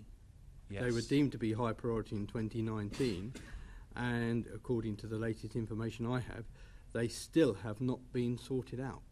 I believe that number is correct, but I can confirm that afterwards. Is there a reason why they haven't been sorted out, if it's a high priority? A number of challenges, and there are specific answers or reasons for each one as to where they are. Typically, it is around finding a suitable location near the end of the route where we can install a toilet. Okay. So, only, according to my data, only 6 bus routes of the 181 known to have serious toilet problems even have the capacity for fixing. Most of the London bus routes with toilet problems remain no changes under the new bus network plan. Do you not think there should be a bigger number of proposed changes? At the moment, that's where we are. I would like us to do more than that, but we don't have a plan to do that yet. It's not a costed plan, it's not in the budget at the moment, but the aspiration is to improve on what we've got at the moment. In the proposed changes, Geoff may not know about toilets, but I know he knows a lot about buses and routes. I'm staying with you, Tom. 2 of the changes, bus route 3 and bus route 328, their routes will be changed, and they will change now to be routes without a toilet at one end. Why is that being allowed to happen? Why are we having a backward step? So it won't be allowed to happen. We've made a commitment that we won't change routes where to reduce that toilet provision in that case there until an alternative is available. So as part of the proposals and as part of our implementation thinking on those proposals, we will need to address that and ensure that there is a toilet at either the new end of the route or at the other end of the route before those changes happen. We've previously committed that we will not make changes to routes. So you're giving a commitment here today in front of the committee in public that route 3 and route 328 will not change until there's toilet provision? We've made that commitment previously, I believe, to this forum, but in others as well, that we won't change routes where there isn't a toilet provision at the end of the route. So I think it was you who said that it is a basic human right to have access to a toilet and to ensure that drivers always have facilities within a reasonable distance. So what criteria does TfL or its bus contractors use to deny that human right to bus drivers on over 25% of the bus route? So what risk assessments have you put in place around a driver not being able to take a toilet break or to having to stop en route with a bus load of passengers to pop off? And Assembly member, I hate to I love human rights with absolute passion, but we've got 5 minutes left in the meeting, and I'm going to curtail my questions quite severely, but I still need to do the wrap-up stuff at the end. Okay. Could I possibly ask you to write to the TfL about some of these additional issues? Sure. Okay, well, I will. Let me just double check. I probably can leave it there. Okay, I will leave that bit there. And but perhaps you could write to me with the risk assessments that you've done in relation to having routes without toilets on. And so finally, how are bus drivers consulted on new route proposals? Anyone can take that. So one of many people that we brief have been the operators and the trades unions. And obviously, because there are quite a lot of changes which affect a lot of people's daily lives, certainly in the world of bus drivers, there is then within the operators an extensive process of consultation. And we have already received from the consultation responses from trades unions, for example. So quite a lot of effort goes into making sure that they are fully informed and absolutely aware. Very kind. Thank you. Thank you. Much appreciated. Thank you very much. So I was hoping to ask some further questions about things like integration with walking and cycling, about the information that you can get on buses, all these improvements, to drill down a bit more into the improvements that are laid out in the bus action plan. And it is a real shame that we've spent this whole meeting mainly focusing on cuts rather than improvements. It's partly my chairing, but I also think it's part of the necessity of the this being something that's under threat and needing to make sure that we as representatives of Londoners get as many Londoners as possible to write in with their detailed comments and objections to the impact this is having on them. And I do wish we could spend longer on the bus action plan, which looks a lot further into the future. I do have one question though, which is in terms of the financial challenge that we face and the fact that a lot of the things in the bus action plan are contingent upon getting a long-term settlement and further into the future becoming financially sustainable again. In the short term, what are the trade-offs? Are the trade-offs going to make it very difficult and we'll have to choose between some of these improvements and service levels, or are both at threat? Without a settlement, are we going to see no improvements and cuts to service levels? Is it that bad? Is that what we're looking at? So firstly, Chair, I share your thoughts. We would have really liked to have talked more about the bus action plan. We think it's a really ambitious and positive plan, delivering a lot for our customers and for the city. And we'd be happy to do that in another session if that would be helpful. I think the reality is if we don't get we don't get the funding agreement we need, we are not going to be able to deliver on the bus action plan. And there is a risk of further bus reductions as well. So the reality is both are very likely. Now we are continuing to try and deliver what we can within the bus action plan, within the funds that we have available. But the short answer is if we don't get the funds, then a lot of what's in the bus action plan, plus the risk of further service reductions could be a real reality, and we are working very hard to try and ensure that does not become the case. Okay. Thank you very much for all of that. I just want to thank all three of you for being at the meeting today and for the other briefings that I know you've been giving.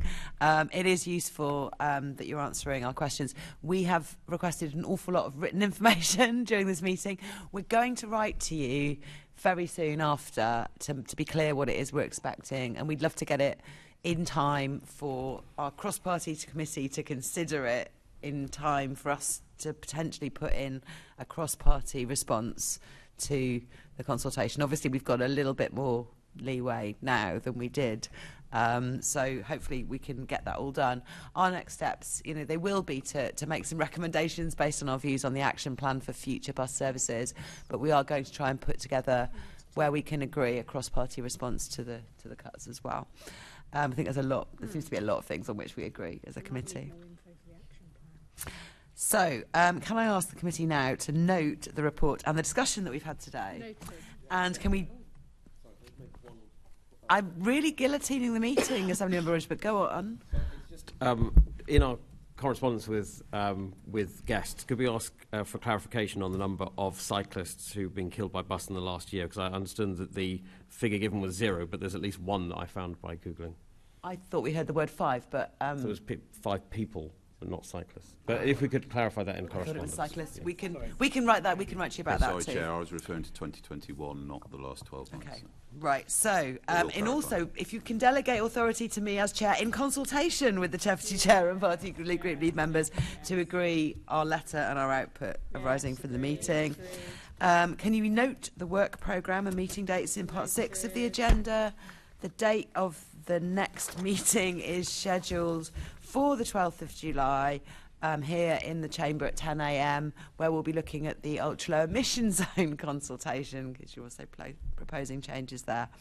There is no urgent other business. So thank you very much, everybody, and I'll close the meeting.